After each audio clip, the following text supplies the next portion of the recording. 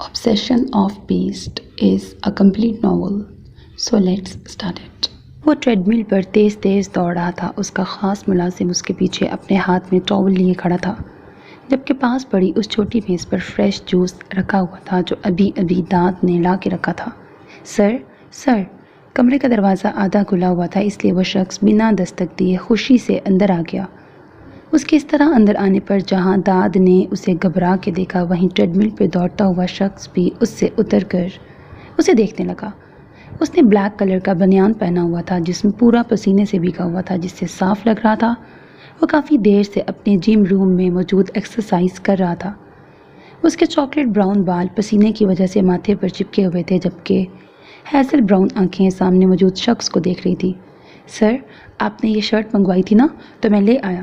اس نے shopping bag میں موجود وائٹ کلر کی شرٹ نکال کر اسے دکھاتے ہوئے کہا، جو کہ سلور ریپر میں پیک تھی. اسے لگ رہا تھا کہ اس کے اتنے اچھے کام پر سامنے کھڑا اس کا سر اسے کوئی تو انعام دے گا، اور وہ صحیح تھا، انعام تو اسے ملنا تھا، لیکن بیسٹ سٹائل میں.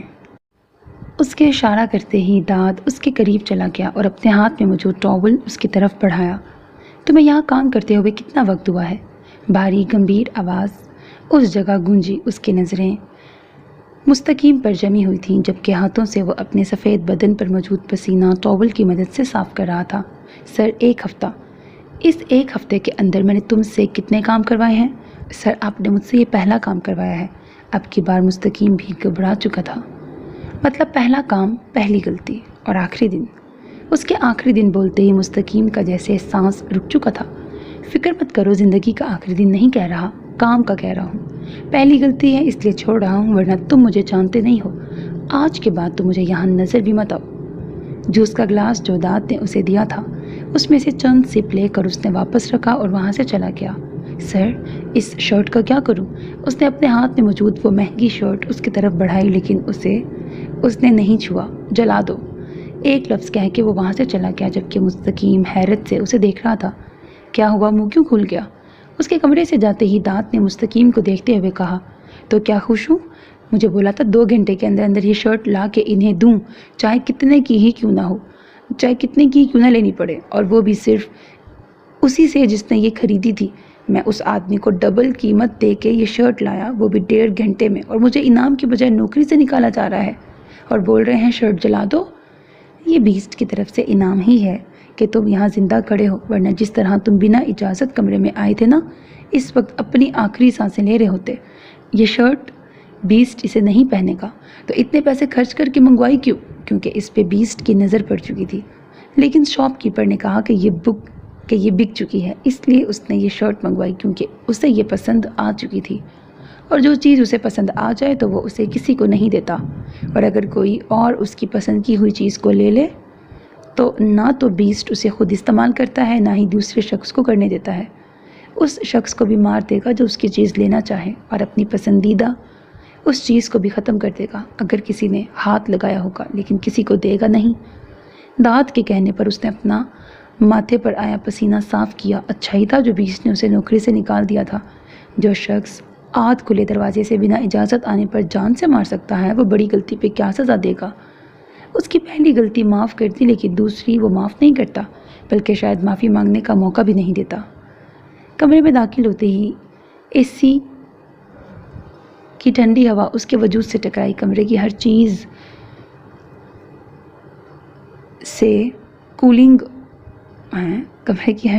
اے سی کی کولنگ سے ٹھنڈی ہو رہی تھی. وہ سیدھا اپنے واش روم میں چلا گیا اور واش روم میں ہی بنی وارڈروب کو کھولا، جس کے کھلنے پر اس میں لائٹ جلتی تھی. اس نے اپنا سوٹ نکالا. جب نظر وارڈروب میں رکھے سفید دوپٹے پہ گئی، وہ چند لمحے اس دوپٹے کو دیکھتا رہا، پھر اس دوپٹے کو اٹھا کر اس نے اس پر اپنے لب رکھ دیے. کانوں میں وہی معصوم سی بچوں جیسی آواز گونجنے لگی، دعا کرو کہ ہماری ملاقات پھر نہ ہو، کیونکہ اگر ہو گئی تو تمہیں اس بیسٹ کی قید سے کوئی نہیں بچا سکتا. تو میری محبت ہو، اور دعا کرو یہ محبت ہی رہے. اگر تم میرا جنون، میرا پاگل پن بن گئی نا، تو تمہیں مجھ سے کوئی دور نہیں کر سکے گا.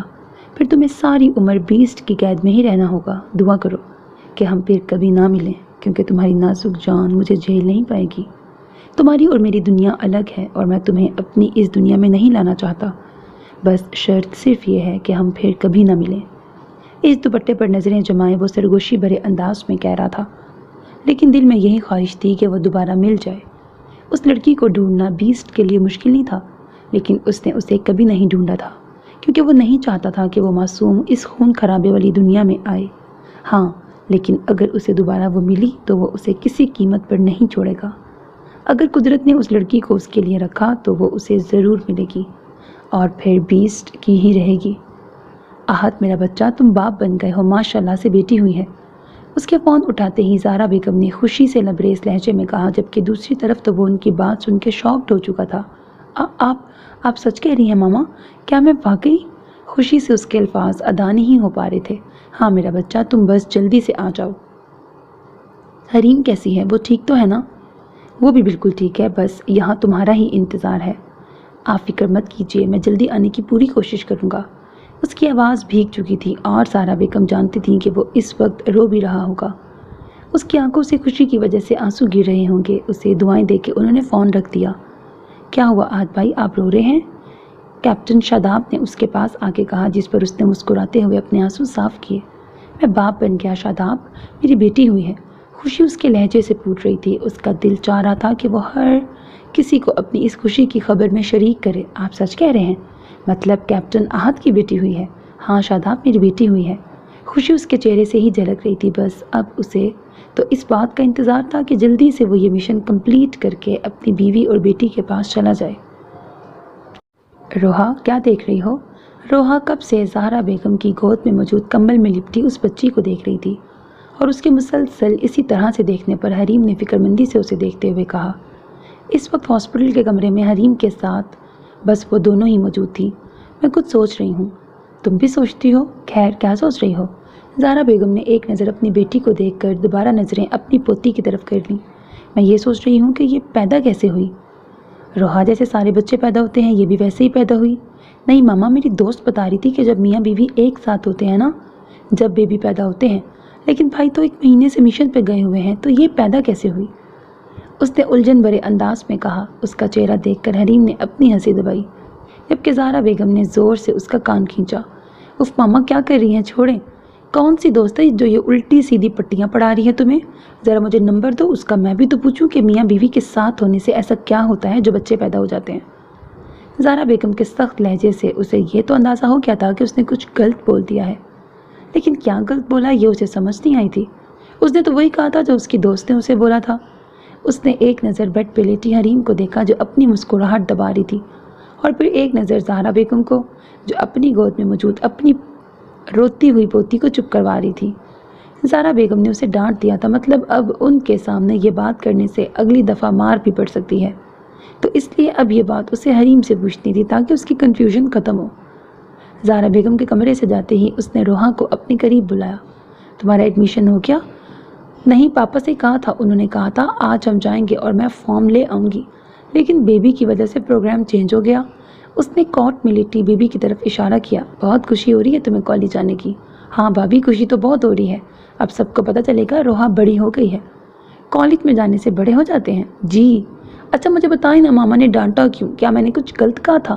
میں نے تو وہی بولا تھا جو آئزہ نے مجھے بتایا تھا۔ اس کی سوئی پھر سے وہیں اٹک چکی تھی۔ روحا، میاں بیوی کا رشتہ سب سے الگ ہوتا ہے، وہ ایک دوسرے سے پیار کرتے ہیں۔ پیار تو ہم سب ایک دوسرے سے کرتے ہیں، بیوی اور شوہر کے جیسا پیار اور کسی رشتے میں نہیں ہوتا، ان کے پیار کرنے کا طریقہ الگ ہوتا ہے۔ اس نے دبے لفظوں میں اسے بات سمجھانی چاہی، لیکن وہ روحا تھی جسے سیدھی کہی ہوئی بات ٹھیک سے سمجھ نہیں آتی تھی، تو یہ دبے لفظوں کی بات کیسے سمجھ آتی؟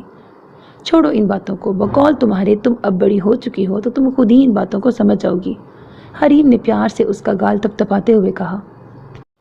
اجازت ملتے ہی وہ اندر کمرے میں داخل ہوا، جہاں کمرے میں نائٹ بلب کی ہلکی سی روشنی جل رہی تھی۔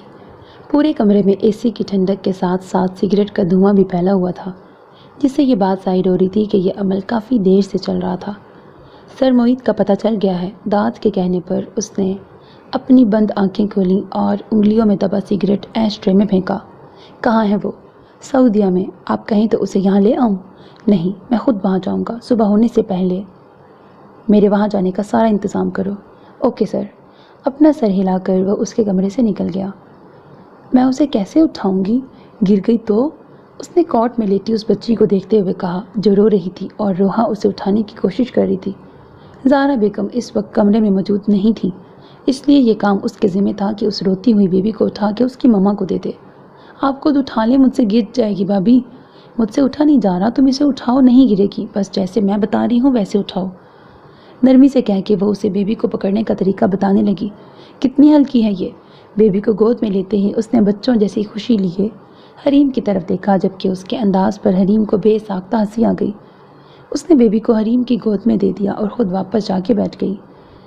ये मंजर सऊदीया में बने एक होटल के रूम का था, जहाँ वो शख्स लाइट ऑफ किए मज़े से सो रहा था जब सोते में उसे किसी की भारी गंभीर आवाज़ सुनाई दी, जिसे पहले तो उसने अपना वहम समझा, लेकिन बाद में दोबारा वो आवाज़ जब मज़ीद सख्ती से सुनाई दी तो उसने झटके से अपनी जगह से उठकर लाइट ऑन कर दी। लाइट ऑन करते ही नज़र सबसे पहले वहाँ रखी कुर्सी पे बैठे शख्स पे गई, जो अपने दोनों पाँव टेबल पे रखे अपना सर कुर्सी से टिकाए उसे ही देख रहा था। हेलो बीस्ट, तुम यहाँ? जहाँ तुम वहाँ मैं। आखिर कब तक चुप थे तुम मुझसे? नहीं, मैं क्यों चुपूंगा? उसने अपने लहजे को मजबूत बनाने की कोशिश की। हाँ, तुम क्यों चुपोगे मुझसे? तुमने कौन सा कोई गलत काम किया है? तुमने कौन सा किसी का रेप किया है? पाँव टेबल से नीचे करके उसने पुरस्कार अंदाज में कहा, जबकि उसके कहने पर मोहित के माथे पर पसीने के कतरे नमूदार हो चुके थे। बीस्ट सब जानता था, तो फिर उससे कुछ छुपाने का फ़ायदा? देखो बीस्ट, मुझे माफ़ कर दो, मैं आइंदा किसी के साथ ये सब नहीं करूँगा। मैंने बस उस लड़की को देखा और मैं बहक गया, मुझे माफ़ कर दो, दोबारा ऐसी गलती नहीं होगी। मैं दोबारा का मौका ही नहीं दूंगा। उसके चेहरे पर मुस्कुराहट थी, दिलकश मुस्कुराहट, लेकिन मोहित को इस वक्त उसकी मुस्कुराहट से खौफ आ रहा था। बीस्ट ने साइड टेबल पर रखी वो नोकीली चीज़ उठाई, जिसे देख के मोहित का सांस रुक चुका था। ये उसने साइड टेबल पे कब रखी? शायद जब वो यहाँ आया था। उसके हाथ में मौजूद वो चीज़ देखकर मोहित ने अपने हाथ उसके सामने जोड़ दिए, जबकि उसकी नज़रें चारों तरफ घूम रही थीं। क्या पता कोई ऐसी चीज़ मिल जाती जिससे वो बीस्ट का मुकाबला कर सकता, लेकिन इस वक्त कमरे में कोई चीज़ ऐसी नहीं थी। वो कमरे के कोने में खड़ा यही सोच रहा था, यहाँ से निकलने का अब कोई रास्ता नहीं है। वो प्लीज़ प्लीज़ मुझे छोड़ दो, मैं तुम्हें तुम्हारे बाप का, तुम्हारी माँ का वास्ता। उसके कहने पर बीस्ट की रगें तन चुकी थीं, जबकि आंखों की सुर्खी भी बढ़ चुकी थी। अगले ही पल उसने मोहित की सांसें रोक दी। उसने इस तरह से उसे मारा था कि उसकी चीख भी नहीं निकल सकी थी, जबकि उसकी सांसें रोकने के बावजूद भी वो बेदर्दी से उसे मार रहा था। उसके कमरे की लाइट खुली देखकर आहिस्ता से दरवाज़ा खोलकर हरीम उसके कमरे में आ गई। रोहा, तुम सोई नहीं हो? आप यहाँ क्या कर रही हैं? मामा ने कहा था आपको आराम करवाना है, कुछ चाहिए था तो मुझे बुला लेती। उसकी बात पर हरीम मुस्कुराते हुए उसके पास बैठ गई। 3 दिन पहले ही वो हॉस्पिटल से आई थी। मैं ठीक हूँ, कमरे में पानी नहीं था तो वही लेने आई थी। तुम्हारी कमरे की लाइट ऑन देखी तो यहाँ आ गई। क्या कर रही हो? मैं स्टोरी पढ़ रही थी। कौन सी? Beauty and the beast. रोहा ने स्टोरी बुक उसके सामने रखी। इस किताब में स्टोरी के साथ साथ कार्टून स्टाइल में तस्वीरें भी मौजूद थीं। तुम तो कह रही थी अब तुम फर्स्ट ईयर में जाओगी तो अब तुम बड़ी हो गई हो, लेकिन फिर भी ये बच्चों वाली कहानी पढ़ रही हो। भाभी, ये स्टोरी मुझे बहुत पसंद है और पता है मैं क्या सोचती हूँ कि मेरी भी लाइफ में कोई बीस्ट आएगा और वो मुझे कैद कर लेगा। रोहा मेरी जान, ये सारी बातें सिर्फ कहानियों में अच्छी लगती हैं, हकीकत में ऐसा कुछ नहीं होता और होना भी नहीं चाहिए। लेकिन ये बीस्ट तो अपनी ब्यूटी से इतना प्यार करता है भाभी। वो शहज़ादा होता है और हाँ, वो अपनी ब्यूटी से बहुत प्यार करता है, तो फिक्र मत करो, हम भी अपनी ब्यूटी के लिए ऐसा शहज़ादा ढूंढ लेंगे जो उससे बहुत प्यार करेगा। उसने रोहा के बड़े बड़े गालों को खींचते हुए कहा, जबकि उसकी बात सुनकर वो शर्मा कर अपना चेहरा तकिए में छुपा चुकी थी।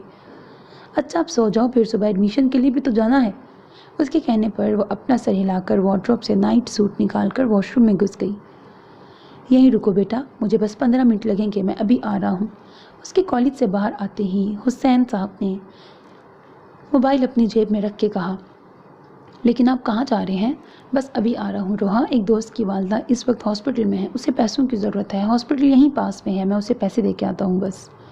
ठीक है आप जाएं, बस जल्दी आ जाइएगा, यहीं रहना, मैं बस 15 से 20 मिनट में आ जाऊँगा। और आयशा को कहना जब तक मैं नहीं आ जाता वो आपको छोड़कर नहीं जाएगी। उनके कहने पर उसने अपने सर को जुम्बिश दी और वापस कॉलेज के अंदर चली गई। आयशा ने अभी तक उसकी वजह से एडमिशन नहीं लिया था। उसका कहना था कि इसी बहाने उन दोनों की मुलाकात हो जाएगी, क्योंकि मैट्रिक के प्रैक्टिकल के बाद से उन दोनों की कोई मुलाकात नहीं हुई थी। کال پک کرتے ہی داد نے اسے سلام کیا۔ ٹائم کیا ہو رہا ہے داد؟ اس کے سوال پر داد نے حیرت سے گھڑی کی جانب دیکھا۔ کیا اس نے ٹائم پوچھنے کے لیے فون کیا؟ سر 10 بجنے میں 2 منٹ باقی ہیں۔ کہاں ہو تم اس وقت؟ سر گھر پہ ہوں۔ میں نے تمہیں کیا کہا تھا کہ 10 بجے تمہیں مجھے پک کرنا ہے؟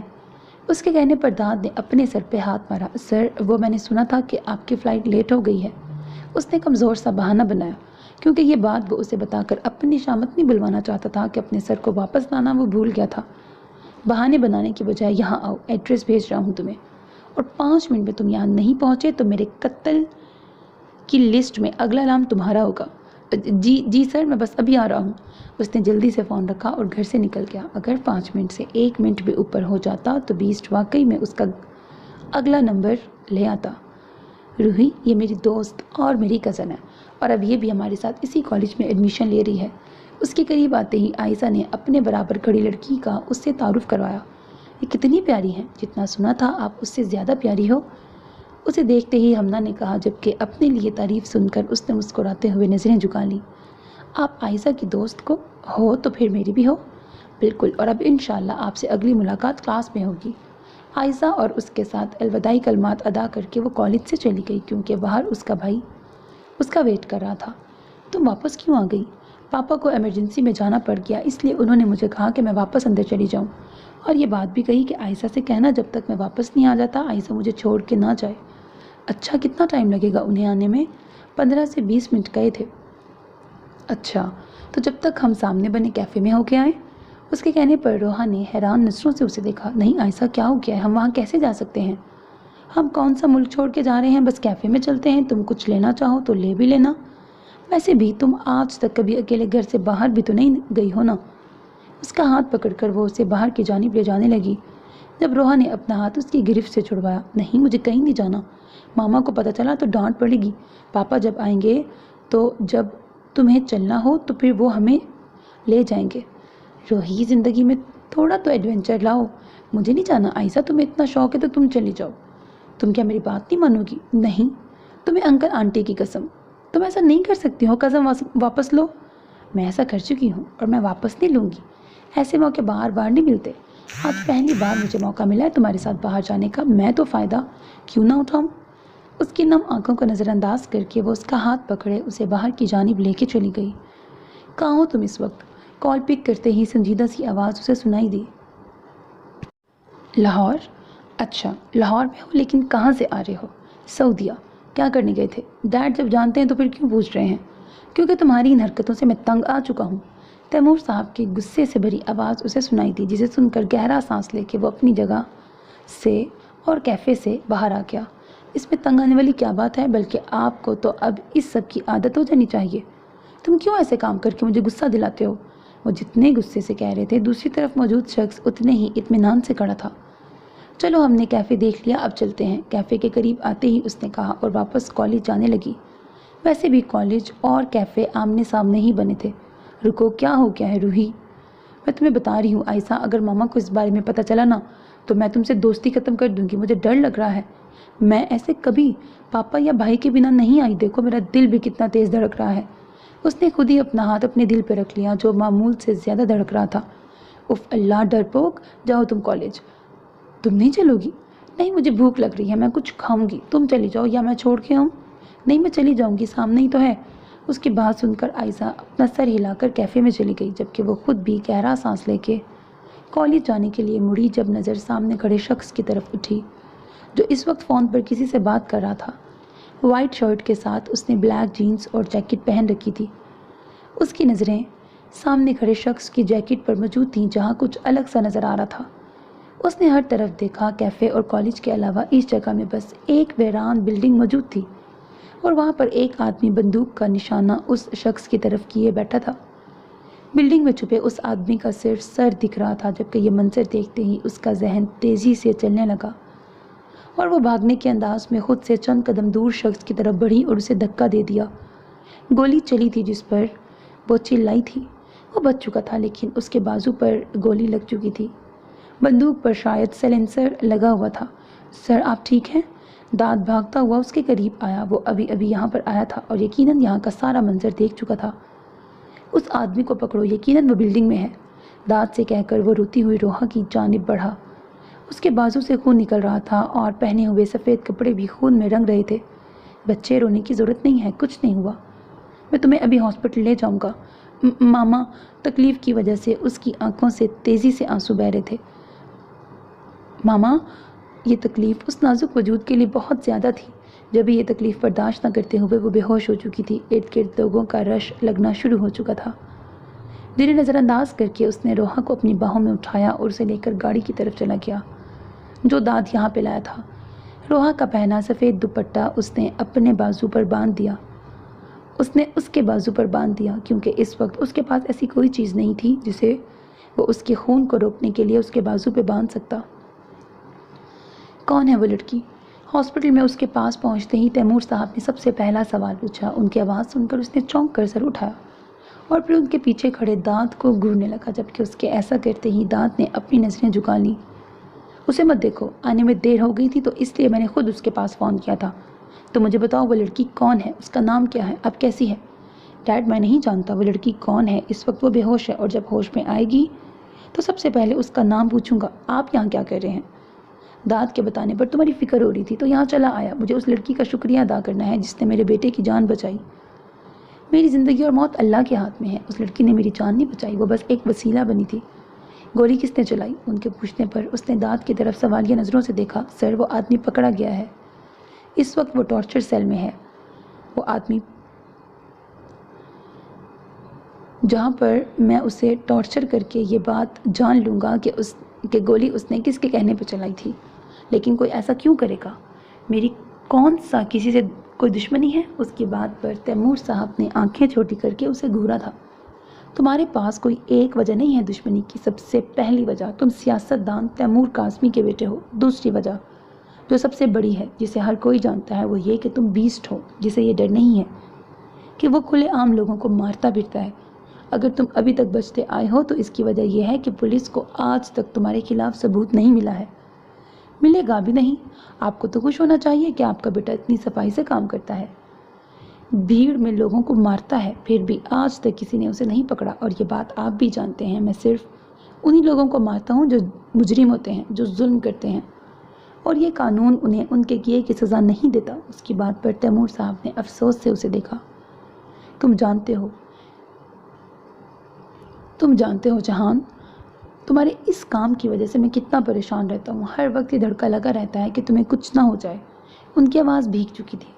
खैर, मुझे उस लड़की के पास लेके चलो, मुझे उसे देखना है। उनकी बात पर अपना सर हिला के वो अपनी जगह से खड़ा हुआ।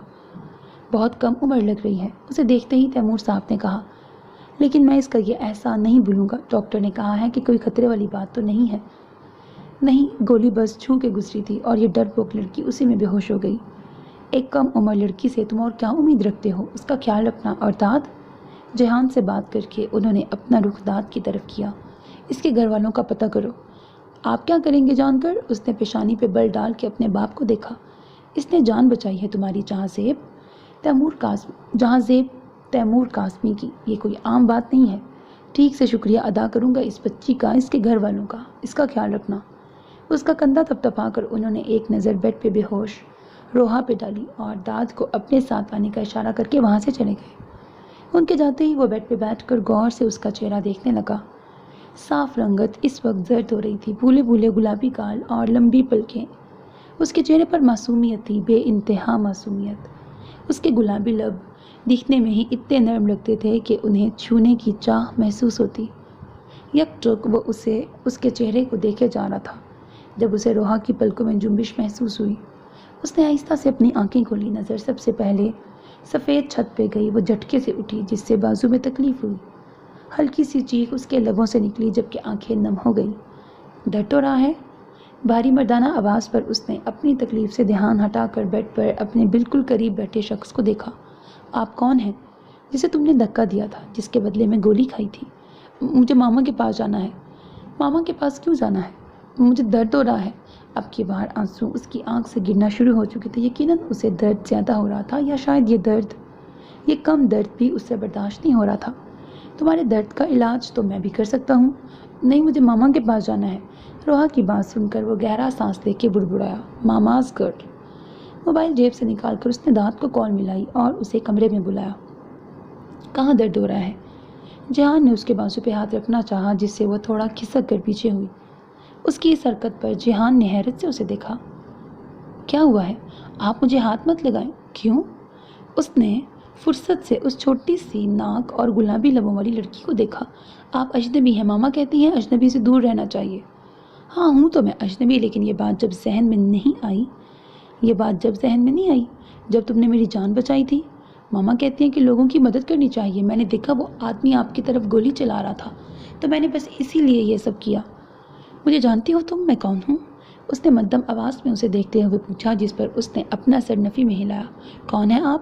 جی ہاں، تم بس مجھے اتنا ہی جان لو اور مجھے بتاؤ تم وہاں کیفے میں کیا کر رہی تھی، وہ بھی اکیلی؟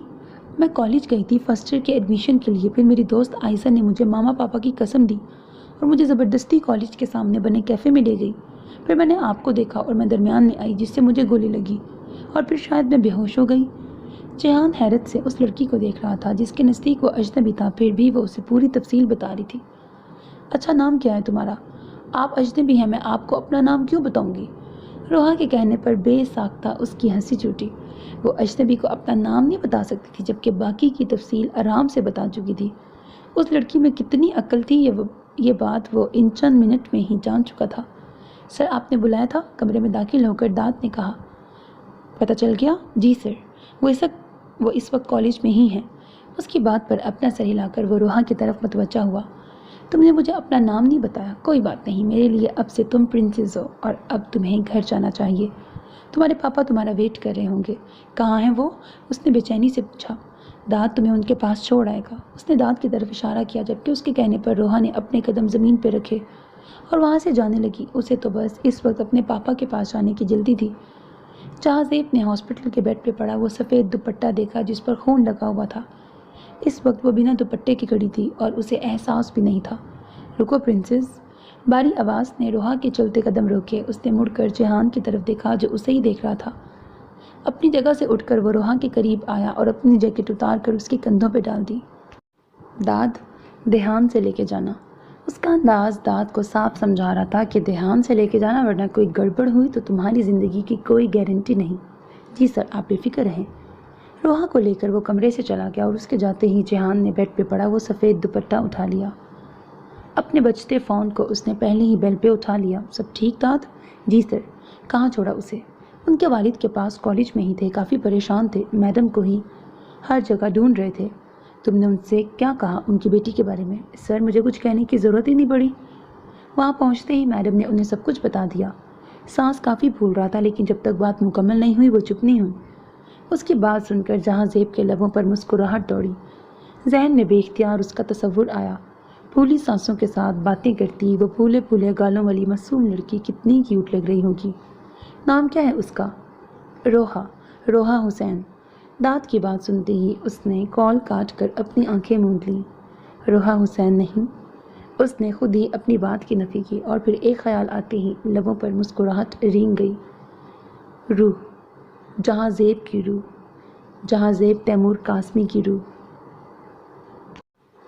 اس نے اپنی آنکھیں بند کر کے روحا کا تصور کیا۔ لبوں پر ایک مسکراہٹ دوڑی جو کہ جلد ہی جدا ہو گئی۔ اس نے اپنی آنکھیں دوبارہ کھولیں۔ اس بار چہرے پر سختی تھی جو بیسٹ کے چہرے پر رہتی تھی۔ نہیں، وہ میری کیسے ہو سکتی ہے؟ وہ تو بہت معصوم ہے۔ بھلا ایک بیسٹ کے ساتھ وہ زندگی کیسے گزار سکتی ہے؟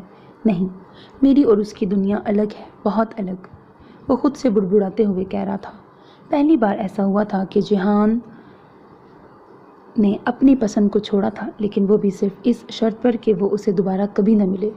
اگر روحا حسین اسے دوبارہ ملی تو پھر جہان کی روح کو اس سے کوئی جدا نہیں کر سکتا، کوئی بھی نہیں۔ اس کے گھر میں داخل ہوتے ہی زہرا بیگم اور حریم اسے دیکھتے ہی پریشانی سے اس کی طرف بڑھیں، کیونکہ اس کے کپڑوں پر لگا خون دور سے ہی دکھ رہا تھا۔ کیا ہوا ہے اسے؟ اس کے زرد چہرے کو دیکھ کر زہرا بیگم نے پریشانی سے کہا۔ حریم، اسے کمرے میں لے جاؤ۔ زہرا بیگم کے سوال کا بنا کوئی جواب دیے انہوں نے حریم سے کہا جو اسے کمرے میں لے گئی۔ حسین، کیا ہوا ہے اسے؟ کچھ نہیں ہوا، ٹھیک ہے، بس چھوٹا سا ایکسیڈنٹ ہو گیا تھا۔ چھوٹا سا؟ حسین، اس کی حالت دیکھیے آپ نے، پوری زرد ہو رہی ہے، وہ کپڑے اس کے خون سے رنگے ہیں۔ زہرا، پریشانی والی کوئی بات نہیں ہے، ٹھیک ہے ہماری بچی، بس اس پر شکر ادا کرو۔ نرمی سے کہتے ہوئے وہ انہیں اندر اپنے ساتھ لے گئے۔ کیا ہوا ہے روحا تمہارے ساتھ؟ اسے بیڈ پہ بٹھا کے حریم نے فکر مندی سے کہا۔ چھوٹا سا ایکسیڈنٹ ہو گیا تھا، اس نے اپنے انگوٹھے اور پہلی انگلی کے پوروں کو ملا کر اسے بتایا۔ یہ بات حسین صاحب نے اسے گاڑی میں ہی بتا دی تھی کہ یہ بات کسی کو نہیں بتانی کہ تمہیں گولی لگی ہے، بلا وجہ سب پریشان ہوں گے۔ ان کی یہ بات سن کر اس کے چہرے کے تاثرات بگڑے تھے۔ وہ جو کب سے سوچ رہی تھی کہ سب کو اپنی اس بہادری کا قصہ سنائے گی کہ روحا نے گولی کھائی ہے، وہ ساری سوچیں ڈوب چکی تھیں، کیونکہ پاپا کی بات بھی تو ماننی ہے۔ اچھا تم ایسا کرو، کپڑے بدلو، آؤ میں ہیلپ کر دیتی ہوں، پھر تمہیں جوس بنا کے دوں گی۔ حریم نے اس کے کپڑے الماری سے نکالتے ہوئے کہا، اور کمزوری ہونے کے باوجود وہ مسکراتے ہوئے اپنے لیے پریشان اپنی بھابھی کو دیکھتی رہی۔ وہ اس وقت اپنے بنائے گئے ٹارچر سیل میں موجود تھا۔ وہاں چند کمرے بنے ہوئے تھے، جن میں سے وہ سب سے پہلے والے کمرے میں داخل ہو گیا، جہاں ایک آدمی کرسی پہ بندھا ہوا تھا۔ اس کا سر لٹکا پڑا تھا، جس سے دکھ رہا تھا کہ وہ بے ہوش ہے۔ اس نے دانت کو اشارہ کیا، جسے سمجھ کے وہ باہر چلا گیا، اور 2 منٹ بعد ہی اس کی واپسی ہو گئی۔ اس کے ہاتھوں میں بالٹی تھی، ٹھنڈے یخ پانی سے بھری بالٹی، جو اس نے کرسی پہ بندھے شخص پہ الٹ دی۔ اس کے ایسا کرتے ہی وہ شخص ہڑبڑا کے اٹھا۔ نظر سب سے پہلے اپنے سامنے کھڑے اس شخص پر گئی، جس نے اس وقت وائٹ شرٹ کے ساتھ بلیک جینز پہنی ہوئی تھی۔ ایک ہی بار سوال پوچھوں گا، جواب دے دینا، ورنہ انجام کے لیے تیار رہنا۔ شرٹ کی آستین کونیوں تک چڑھا کر وہ اس شخص کے سامنے رکھی کرسی پہ بیٹھ گیا۔ نام کیا ہے تمہارا؟ زبیر، جواب دے کر اس نے ڈرتے ڈرتے اپنی نگاہ ٹیڑھی کر کے اپنے سے چند انچ فاصلے پہ رکھی ان چیزوں کو دیکھا۔ چھوٹی سے لے کے بڑی تک، مارنے والی، کسی کو چوٹ پہنچانے والی ہر چیز یہاں موجود ٹیبل پر ترتیب سے الگ الگ کر کے رکھی ہوئی تھی۔ ان چیزوں کو دیکھ کر اس نے اپنا تھوک نگلا۔ 20 مجھے جانے دو، کس کے کہنے پہ تم مجھے مارنے آئے تھے؟ اس نے سنجیدہ چہرے کے ساتھ پھر سوال کیا۔ عبداللہ، مجھے انہوں نے بھیجا تھا، ان کا کہنا تھا کہ وہ جو ڈرگز، اسلحہ وغیرہ دوسرے ملک میں پہنچانا چاہتے ہیں، وہ تمہاری وجہ سے نہیں جا رہی ہیں۔ تم ان کے 3 بندے مار چکے ہو، اس لیے تمہیں راستے سے ہٹانے کے لیے انہوں نے مجھے پیسے دیے تھے۔ میں اگر چھوڑ دوں تو عبداللہ تمہیں مار دے گا۔ مرنا تو تمہیں ہے۔ نہیں، میں یہاں سے بہت دور چلا جاؤں گا، اس نے جلدی سے کہا، بچنے کی امید جو نظر آ رہی تھی۔ اپنا اگلا مال وہ کہاں بیچے گا؟ ابھی اپنا وہ مال پاکستان کے شہر میں ہی بیچے گا۔ کون سا شہر ہے یہ مجھے نہیں پتا، لیکن جو لڑکا یہ کام کرے گا اس کا نام زین ہے۔ لڑکے کا پورا نام کیا ہے؟ زین غفار۔ وہ اسی شہر میں رہتا ہے۔ اس سے زیادہ میں کچھ نہیں جانتا، مجھے جانے دو۔ تم سے کس نے کہا میں تمہیں جانے دوں گا؟ وہ عجیب سے انداز میں ہنسا۔ میں تمہیں سب بتا چکا ہوں بیسٹ، میں نے یہ کب کہا کہ سب جاننے کے بعد میں تمہیں چھوڑ دوں گا؟ اس نے ٹیبل پر رکھی بندوق اٹھائی، جسے دیکھ کر زبیر کے چہرے پر خوف چھا چکا تھا۔ بیسٹ، میں تمہارے آگے ہاتھ جوڑتا ہوں، مجھے چھوڑ دو، میں تمہارے لیے کام کروں گا، تم جو بولو گے میں کروں گا۔ بیسٹ نے گہری نظروں سے اسے دیکھا۔ موت کے خوف سے تم اپنے مالک کے ساتھ غداری کر رہے ہو، کل میرے ساتھ بھی کر سکتے ہو، مجھے تم جیسے غدار لوگ نہیں چاہیے۔ اس نے گولی چلائی، جو زبیر کے بازو کو چھوتی ہوئی گزر گئی۔ درد سے اس کی چیخ نکلی، جسے سن کے بیسٹ کے اندر اطمینان بھری لہر دوڑ گئی۔ تم مرد ہو کے اس درد پہ چیخ رہے ہو، وہ تو ایک نازک سی لڑکی تھی جسے تم نے یہ تکلیف دی تھی، اسے کتنا درد ہو رہا ہوگا۔ دانت پیستے ہوئے اس نے غصے سے کہا، اور بندوق اس کے دوسرے بازو پہ رکھ کر چلا دی۔ اس کے بازو سے نکلتا خون زمین پہ گرنے لگا، اور درد سے تڑپتے ہوئے وہ بے ہوش ہو چکا تھا۔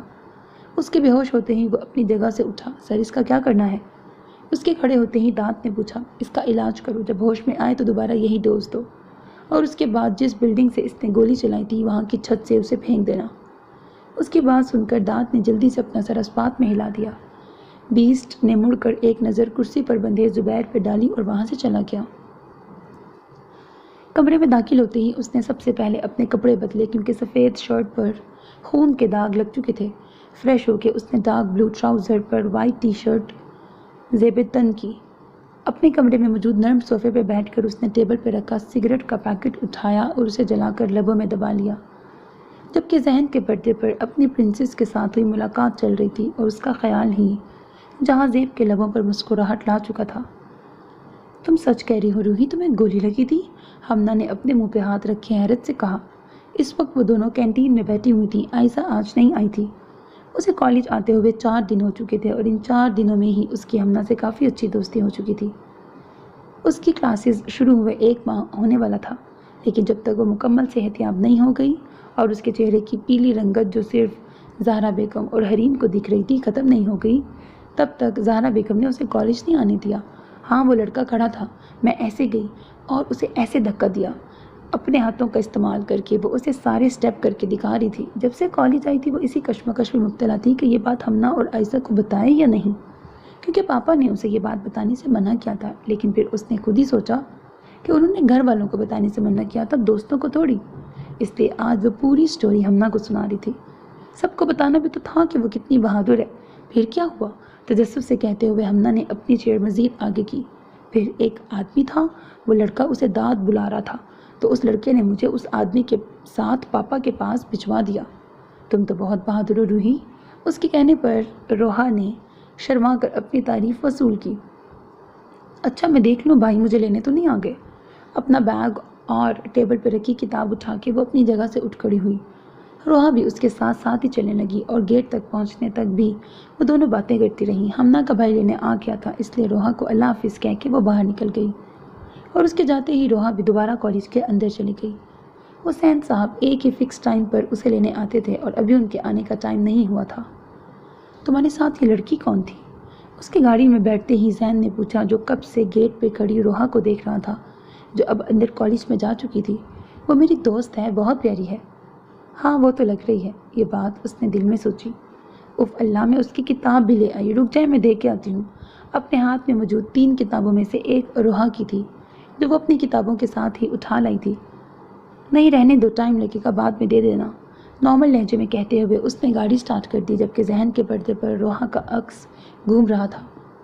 آنکھیں موندے وہ اس وقت اپنی پرنسس کے خیالوں میں گم تھا۔ ٹھنڈے بند کمرے میں سگریٹ کا دھواں پھیلا ہوا تھا۔ اس نے آنکھیں کھول کر آدھا بچا ہوا سگریٹ ایش ٹرے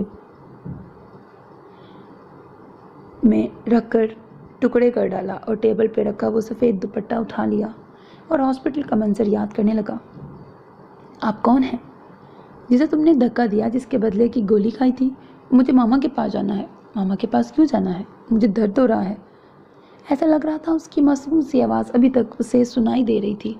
گہری مسکراہٹ کے ساتھ اس نے روحا کے دوپٹے پر اپنے لب رکھ دیے۔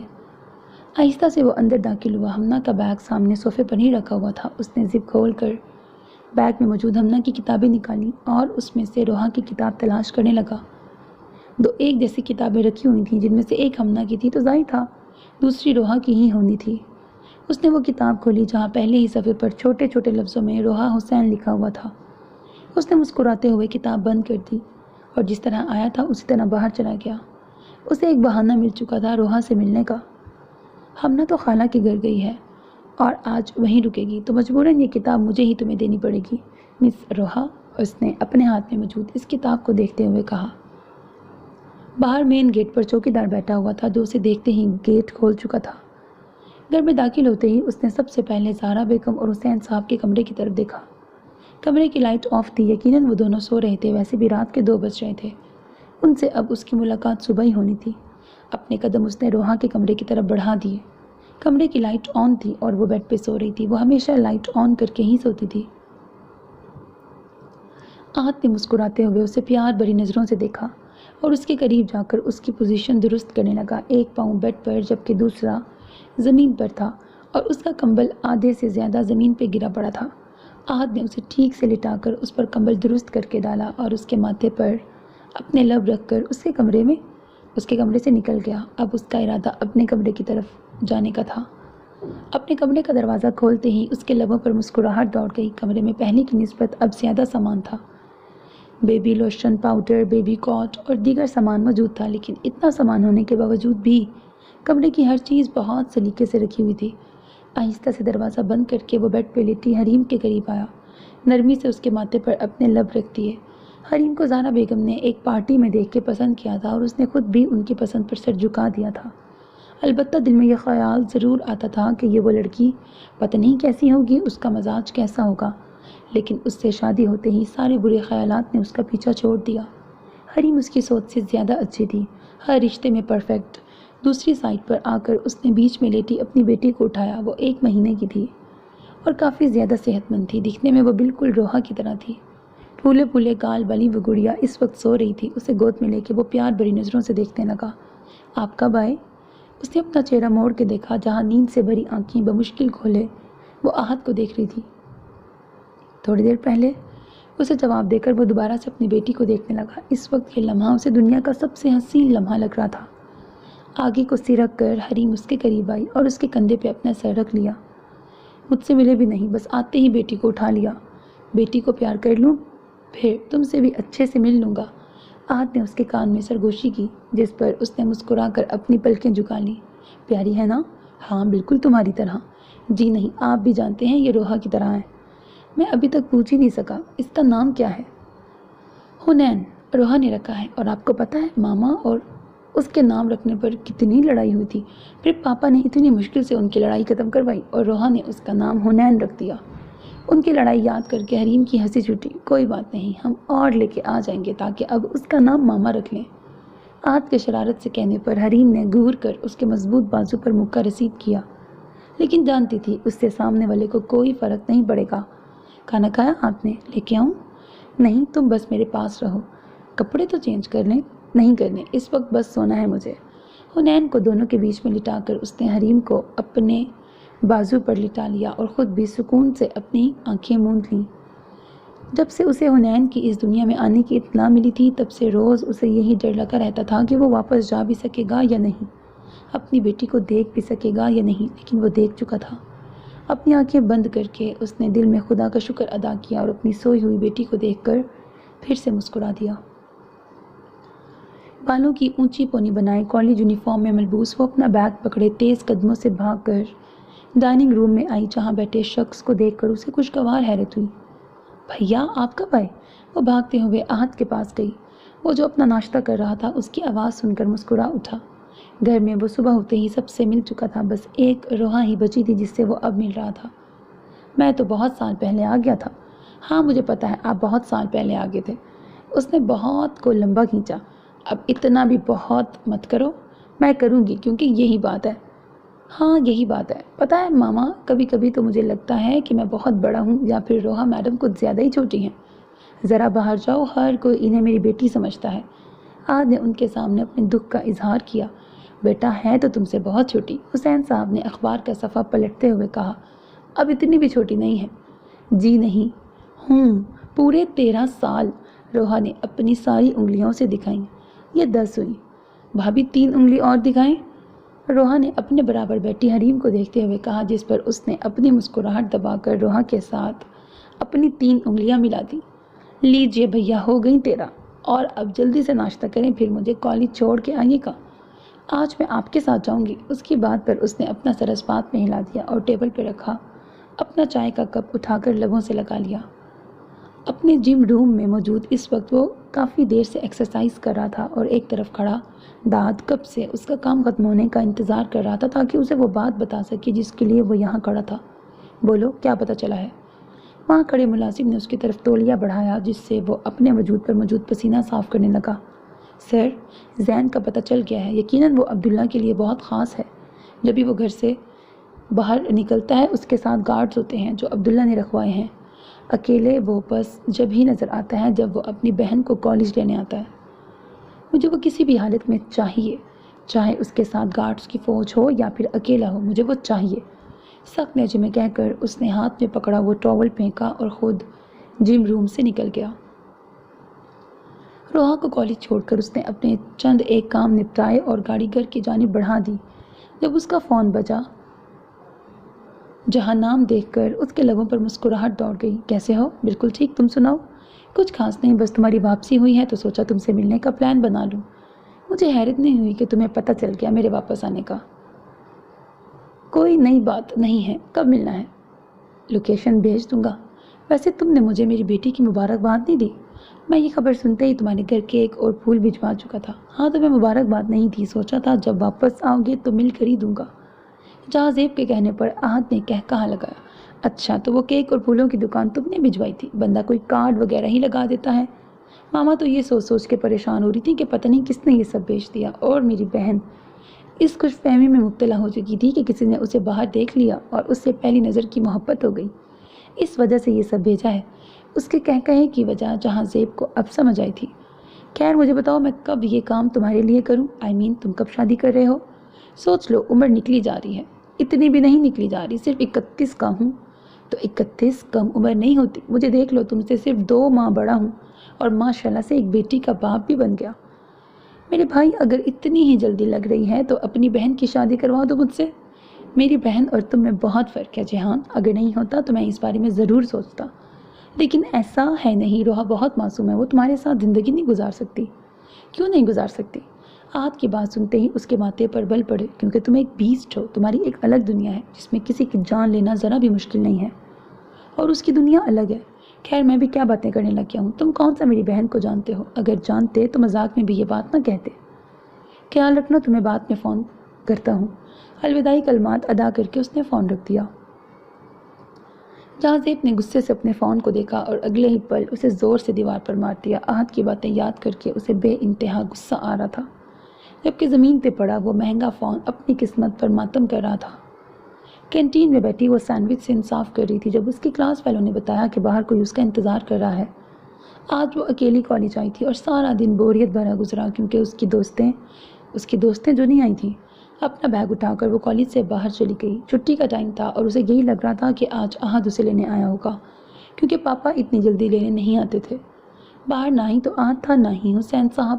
اس نے یہی سوچا تھا شاید اس لڑکی نے کوئی مذاق کیا ہوگا، اور یہی سب سوچتے ہوئے وہ واپس اندر جانے لگی جب کوئی اسے پکارتا ہوا تیزی سے اس کے قریب آ گیا. اسے یہاں آنا ہے.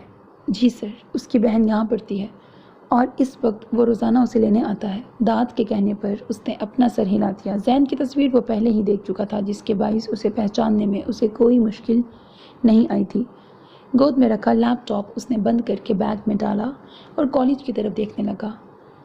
گاڑی کالج کے سامنے ہی کھڑی تھی، اس لیے وہاں کا منظر صاف دکھ رہا تھا جہاں یونیفارم میں موجود لڑکیاں تھیں. اور جب ہی اس کی نظر ان لڑکیوں کے درمیان کھڑی اس لڑکی کی طرف اٹھی جہاں وائٹ یونیفارم میں موجود وہ پھولے پھولے گالوں والی لڑکی کھڑی تھی، اس کے لبوں پر بے ساختہ مسکراہٹ پھیل گئی. لیکن اگلے ہی لمحے وہ مسکراہٹ سمٹ چکی تھی اور غصے سے رگیں تن چکی تھی.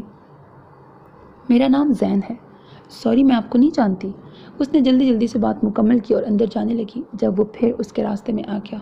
میں ہمنا کا بھائی ہوں، آپ کی بک دینے آیا تھا. آج ہمنا کالج نہیں آئی تھی تو اس نے مجھ سے کہا کہ یہ میں آپ کو دے دوں. اس نے اپنے ہاتھ میں موجود بک اس کی طرف بڑھائی. تھینک یو بھائی.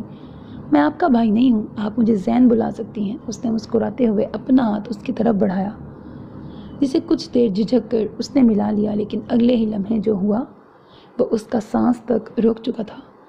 اس نے غصے سے اپنے سامنے چلتا منظر دیکھا. سامنے کھڑا لڑکا زین تھا. اس بات کا اسے یقین تھا اور اسی بات کا اسے غصہ آ رہا تھا. وہ لڑکا اس کی روح کے اتنے قریب کیوں کھڑا تھا؟ وہ گاڑی میں بیٹھا بھی یہاں سے دیکھ سکتا تھا کہ وہ کن نظروں سے روحا کو دیکھ رہا ہے. لیکن اگر نہیں سمجھ رہا تھا تو وہ اس کے اتنے قریب کھڑی اس بیوقوف لڑکی کو نہیں آ رہا تھا. داد، میری گن دو. ماتھے پر بل ڈالے اس نے داد کو مخاطب کیا، جبکہ نظریں سامنے چلتے اس منظر پہ تھیں جہاں اب زین اپنا ہاتھ آگے بڑھائے اس سے ہاتھ ملانے کی کوشش کر رہا تھا. ڈرائیونگ سیٹ پہ بیٹھے داد نے مڑ کر اسے دیکھا. سامنے زین کھڑا تھا. یہ بات تو وہ بھی دیکھ چکا تھا، لیکن وہ اسے یہیں سڑک پر مار دے گا ایسی توقع داد کو اس سے نہیں تھی. کیوں سر؟ میری گن دو. اس نے ایک لفظ چبا چبا کے ادا کیا، جس پہ گھبرا کر داد نے جلدی سے گن اسے دے دی، جسے تھام کے اس نے زین کی طرف چلا دی اور ہمیشہ کی طرح نشانہ سیدھا شکار پہ لگا. وہ گولی سیدھی زین کی کنپٹی پہ لگی اور دوسری اس کے بازو پر لگی. خون کی چھینٹیں روحا کے چہرے پہ پڑی اور وہ آنکھیں پھاڑ کر سانس روکے اس منظر کو دیکھ رہی تھی. گولی چلتے ہی ہر جگہ بھگدڑ مچ چکی تھی. جہاں اس جگہ پہلے سب اطمینان سے کھڑے تھے اب سب اسی جگہ سے بھاگ رہے تھے تو کچھ زین کے قریب آ کے اسے دیکھ رہے تھے. روحا نے اپنی گردن موڑ کر ہر طرف دیکھا. اس کے حواس جیسے شل ہو چکے تھے. دور گاڑی میں اسے وہ شخص بیٹھا دکھائی دیا جو گہری نظروں سے ہاتھ میں گن پکڑے اسے ہی دیکھ رہا تھا. اسے اپنا سر چکراتا ہوا محسوس ہو رہا تھا. سمجھ نہیں آ رہا تھا دل کی دھڑکن بڑھ رہی ہے یا رک رہی ہے. اس نے اپنے چکراتے سر پہ ہاتھ رکھا اور اگلے ہی پل وہ دھڑام سے زمین پر گر چکی تھی. گاڑی سے اتر کر وہ اس کی جانب بڑھا اور نرمی سے اس کا نازک وجود اپنی باہوں میں اٹھا لیا. اسے اپنی باہوں میں اٹھائے اس نے گاڑی کی پچھلی سیٹ پر نرمی سے اسے لٹایا اور مڑ کر زین کو دیکھا، جس کے قریب اب لوگوں کا رش بڑھتا جا رہا تھا. کوئی پولیس کو کال کر رہا تھا، کوئی ایمبولینس کو، تو کوئی اس کی ویڈیو بنا رہا تھا. بھگدڑ ایسی مچی تھی کہ کسی نے یہ دیکھا تک بھی نہیں کہ گولی کہاں سے چلی اور کس نے چلائی تھی.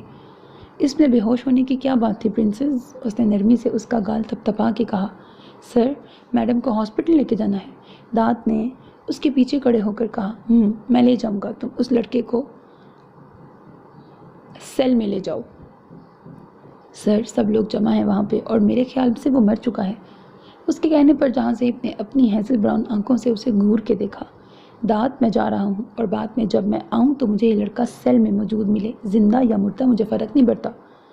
اپنی بات کہہ کے وہ گاڑی میں بیٹھ کے وہاں سے چلا گیا، جبکہ وہ بیچارہ اب یہ سوچ رہا تھا کہ اس بھیڑ میں سے وہ ذہن کو کیسے نکالے گا۔ ممکن تھا کہ پولیس بھی آنے والی ہو۔ کالج کا گارڈ جو پہلے کالج کے اندر تھا اب وہ بھی باہر آ کھڑا ہوا تھا، لیکن جو بھی تھا یہ حکم جہاں زیب کاظمی نے دیا تھا جسے اسے ہر حال میں پورا کرنا تھا۔ وہ اس وقت ہاسپٹل میں موجود صوفے پر ٹانگ چڑھائے بیٹھا تھا جب اسے بھاگتے قدموں کی آواز سنائی دی، اور بنا اس طرف دیکھے بھی وہ جانتا تھا کہ آنے والا احد ہوگا۔ کیا ہوا ہے اسے؟ تمہیں وہ کہاں ملی اور وہ بے ہوش کیسے ہوئی؟ اس کے قریب آتے ہی اس نے ایک ہی سانس میں پوچھا۔ جہاں زیب فون پر اسے یہ بات بتا چکا تھا کہ اس کی بہن اس وقت ہاسپٹل میں موجود ہے، ساتھ ہی ہاسپٹل کا نام بھی بتا دیا، اور یہ بھی وہ بتا چکا تھا کہ وہ اسے سڑک پر بے ہوش ملی تھی۔ بتایا تو تھا کالج کے باہر بے ہوش ہو گئی تھی، لیکن وہ بے ہوش کیوں ہوئی؟ اس کے کہنے پر جہاں زیب نے لاپرواہی سے اپنے کندھے اچکا دیے۔ کسی نے وہاں پر ایک لڑکے کو گولی مار دی تھی، اس نے دیکھ لیا، بس اسی لیے بے ہوش ہو گئی۔ اس کے اطمینان سے کہنے پر احد نے ضبط سے اپنی آنکھیں بند کر لی۔ جہاں زیب، تمہیں اندازہ ہے تم نے کیا کیا ہے؟ سڑک پہ بندہ مار دیا۔ میں نے اپنا نام تو لیا ہی نہیں ہے، تمہارے علاوہ اور کون یہ کر سکتا ہے؟ اس میں غلط کیا ہے؟ تم نے روحا کے سامنے اسے مار دیا، کم از کم یہی دیکھ لیتے، وہ گرلز کالج تھا، وہاں کسی کو مارنے کی کیا ضرورت تھی؟ گہرا سانس لے کے وہ اپنی جگہ سے اٹھ کر اس کے مقابل کھڑا ہوا۔ احد حسین، تم مجھے مت بتاؤ کہ میں نے کیا کر دیا ہے کیا نہیں۔ کچھ نہیں ہوا ہے تمہاری بہن کو، اور اچھا ہے ابھی سے اسے اس سب کی عادت ڈال لینی چاہیے۔ خیر، میں جا رہا ہوں، اس کا خیال رکھنا۔ اس نے ایک نظر اس روم کے دروازے پر ڈالی جہاں روحا موجود تھی اور وہاں سے چلا گیا، جبکہ احد خود بھی بنا اس کی باتوں پر دھیان دیے اندر چلا گیا۔ اس کے ہوش میں آتے ہی احد اسے گھر لے کے آ چکا تھا، لیکن تب سے وہ بے حد خاموش اور خوف زدہ تھی۔ اس کے سامنے ایک انسانی جان گئی تھی، یہ کوئی معمولی بات نہیں تھی۔ وہ بس ایک ہی بات کہہ رہی تھی کہ ہمنا کا بھائی مر چکا ہے۔ اس کے خوف زدہ چہرے کو آنسوؤں نے بھگو رکھا تھا، جبکہ اس کی حالت دیکھ کر احد کو جہاں زیب پر غصہ آ رہا تھا، لیکن ضبط کرنے کے علاوہ وہ کچھ کر بھی تو نہیں سکتا تھا۔ رات تک اسے تیز بخار ہو چکا تھا اور اس کی حالت دیکھ کر سبھی پریشان ہو چکے تھے۔ ڈاکٹر آ کر اس کا ٹریٹمنٹ کر کے جا چکی تھیں، اسے دوائی دے کر زہرا بیگم اور حریم اس کی پٹیاں کر رہی تھیں، جس کی وجہ سے اس کا بخار کافی حد تک اتر چکا تھا۔ زہرا بیگم کو کمرے میں بھیج کر وہ اس کے قریب ہی بیٹھی ہوئی تھی۔ آج اس کا یہیں سونے کا ارادہ تھا، لیکن حنین کے مسلسل رونے کی آواز سے وہ اٹھ کر اسے دیکھنے چلی گئی۔ پہلے سوچا اسے کمرے میں لے آئے، لیکن روحا کی نیند ڈسٹرب نہ ہو اس لیے اس نے اسے احد کے پاس ہی چھوڑ دیا تھا، لیکن اب اس کے رونے کی آواز سے پریشان کر رہی تھی اسے، اس لیے اپنی جگہ سے اٹھ کر وہ باہر چلی گئی۔ کھڑکی کے راستے سے وہ کمرے میں داخل ہوا جہاں اس کی وہ پنک کلر کے کمبل میں سکون سے سو رہی تھی۔ اس کے قریب جا کر جہاں زیب بیڈ پر اس کے قریب بیٹھ گیا اور اپنے ہاتھ کی پشت سے اس کا گال سہلانے لگا جو گرم ہو رہا تھا۔ تم تو بہت نازک ہو پرنسس، ایک انسان کو گولی لگتے دیکھ کر تمہارا یہ حال ہو گیا۔ کیا کہا تھا میں نے تم سے کہ مجھ سے پھر کبھی مت ملنا، ورنہ تمہیں اس بیسٹ کی قید سے کوئی رہا نہیں کر پائے گا، لیکن تم نے شاید میری بات پہ دھیان ہی نہیں دیا۔ تو اب تیار ہو جاؤ اس بیسٹ کی قید میں آنے کے لیے، اب تمہیں مجھ سے کوئی الگ نہیں کر سکتا۔ باہر سے باتوں کی آوازیں آ رہی تھیں۔ پھر ملنے آؤں گا تم سے، میرا انتظار کرنا۔ اس نے ایک آخری نظر اپنے پرنسس پہ ڈالی اور وہاں سے چلا گیا۔ کل کا ہر منظر کسی فلم کی طرح پھر سے ذہن میں چلنے لگا۔ اس نے زور سے پہلے اپنے گال رگڑے، پھر اپنی ناک، پھر گردن، کیونکہ ان حصوں پر زین کے خون کی چھینٹیں آئی تھیں۔ چہرہ اس کا بالکل صاف تھا، لیکن اسے ابھی بھی ایسا محسوس ہو رہا تھا کہ وہ خون اس کے چہرے پہ لگا ہے، جسے وہ جتنا بھی صاف کر لیتی اسے صاف نہیں ہونا تھا۔ دروازہ کھلنے کی آواز پر اس نے چونک کر دیکھا، وہاں احد تھا جو ابھی کمرے میں داخل ہوا تھا۔ اٹھ گئی تم؟ اب طبیعت کیسی ہے؟ مسکرا کر کہتے ہوئے وہ اس کے قریب بیٹھ گیا، اور اس کے بیٹھتے ہی روحا نے اپنا سر اس کے کندھے پر رکھ دیا۔ بھیا، اس نے ہمنا کے بھائی کو مار دیا۔ آنسو پھر اس کی آنکھوں سے بہنے لگے۔ روحا، اس واقعے کو بھول جاؤ۔ میں نہیں بھول سکتی، میں نے اس لڑکے کو دیکھا تھا جس نے ہمنا کے بھائی کو مارا تھا، میں اسے جانتی ہوں۔ تم اسے کیسے جانتی ہو؟ مجھے گولی لگی تھی نا جب میں نے اس لڑکے سے ملی تھی۔ احد کے لیے یہ بات کافی حیرت انگیز تھی۔ تمہیں گولی لگی تھی؟ کب؟ اور کسی نے مجھے بتایا کیوں نہیں؟ کب لگی تھی؟ کہاں لگی تھی؟ اس کا انداز دیکھ کر روحا کو اندازہ ہوا تھا کہ وہ کیا بول چکی ہے۔ جو بات چھپی تھی وہ اس نے خود ہی کھول دی تھی۔ وہ پاپا نے منع کیا تھا بتانے سے۔ آپ بھی کسی کو مت بتانا ورنہ مجھے ڈانٹ پڑے گی۔ کیسے لگی تمہیں گولی؟ اس کے پوچھنے پر روحا نے اسے اس دن کا پورا واقعہ بتا دیا۔ آپ کسی کو مت بتانا۔ اس کے معصومیت سے کہنے پر آہت نے اسے اپنے سینے سے لگا لیا۔ اس کی بہن تکلیف میں تھی اور اسے خبر ہی نہیں ہو سکی تھی۔ مجھے امنا کے گھر جانا ہے بھیا، پتہ نہیں وہ کیسی ہوگی۔ روحا میری بات سنو، تم نے اس دن جو بھی دیکھا وہ کسی سے مت کہنا۔ سمجھو تم نے ایک برا خواب دیکھا جو ٹوٹ گیا۔ لیکن کیوں؟ تم ان سب سے جتنا دور رہو اتنا اچھا ہے۔ اور ہمنا کے گھر جانا ہے تو میں لے جاؤں گا، لیکن اس وقت جب تم مکمل طور پہ ٹھیک ہو جاؤ گی۔ جاؤ جا کے برش کرو اور جلدی سے ناشتہ کر کے میڈیسن لو۔ اس کے کہنے پر وہ اپنی جگہ سے اٹھ کر واش روم میں چلی گئی، جبکہ آہت کی سوچوں کا رخ اب کسی اور طرف تھا۔ جہازیب قاسمی، جسے ہر کوئی بیسٹ کے نام سے جانتا تھا، لیکن جاننے کے باوجود بھی کبھی کوئی اسے پکڑ نہیں سکا، وجہ یہ تھی کہ اس نے کبھی اپنے خلاف کوئی ثبوت نہیں چھوڑا۔ وہ کھلے عام قتل کرتا تھا اور یہ منظر دیکھنے کے باوجود بھی کوئی اس کے خلاف گواہی نہیں دیتا تھا، کیونکہ جو ایسا کرنا چاہتا تھا اس کا دنیا سے نام و نشان ہی مٹ جاتا تھا۔ جہازیب کی ان حرکتوں پر آج تک اس نے کچھ نہیں کہا تھا، لیکن اب معاملہ الگ تھا۔ اب اسے کسی کو مارتے ہوئے روحا نے دیکھا تھا اور اسے یہی ڈر تھا کہ روحا کسی کو یہ بات نہ بتا دے۔ وہ اسے منع کر چکا تھا، لیکن پھر بھی یہ فکر اسے رہنی تھی کہ اگر روحا نے کسی کو یہ بات بتا دی تو جہازیب اسے بھی نہ مارتے۔ وہ اپنے گھر والوں کی حفاظت سب سے کر سکتا تھا سوائے بیسٹ کے، لیکن وہ یہ نہیں جانتا تھا کہ بیسٹ اسے نہیں مارے گا، کیونکہ روحا حسین جہازیب قاسمی کی جان بن چکی تھی اور وہ اپنی جان کو کیسے کوئی نقصان پہنچا سکتا تھا۔ سیل میں داخل ہو کر اس نے اپنا کوٹ اتار کر دانت کی طرف اچھالا اور اپنی آستینیں کونیوں تک موڑ کے وہاں رکھے سرجیکل گلوز پہننے لگا۔ کیسے لے آئے تم اسے؟ پولیس یونیفارم میں، پولیس سے پہلے پہنچ گیا اور ایمبولینس میں بٹھا کے لے آیا۔ اس کے کہنے پر اس نے ہلکے سے اپنے سر کو جنبش دی اور ٹیبل پہ لیٹے زین کو دیکھا۔ چند سانسیں اس میں اب بھی باقی تھیں جو کہ ممکن تھا جلد ہی رکنے والی ہیں۔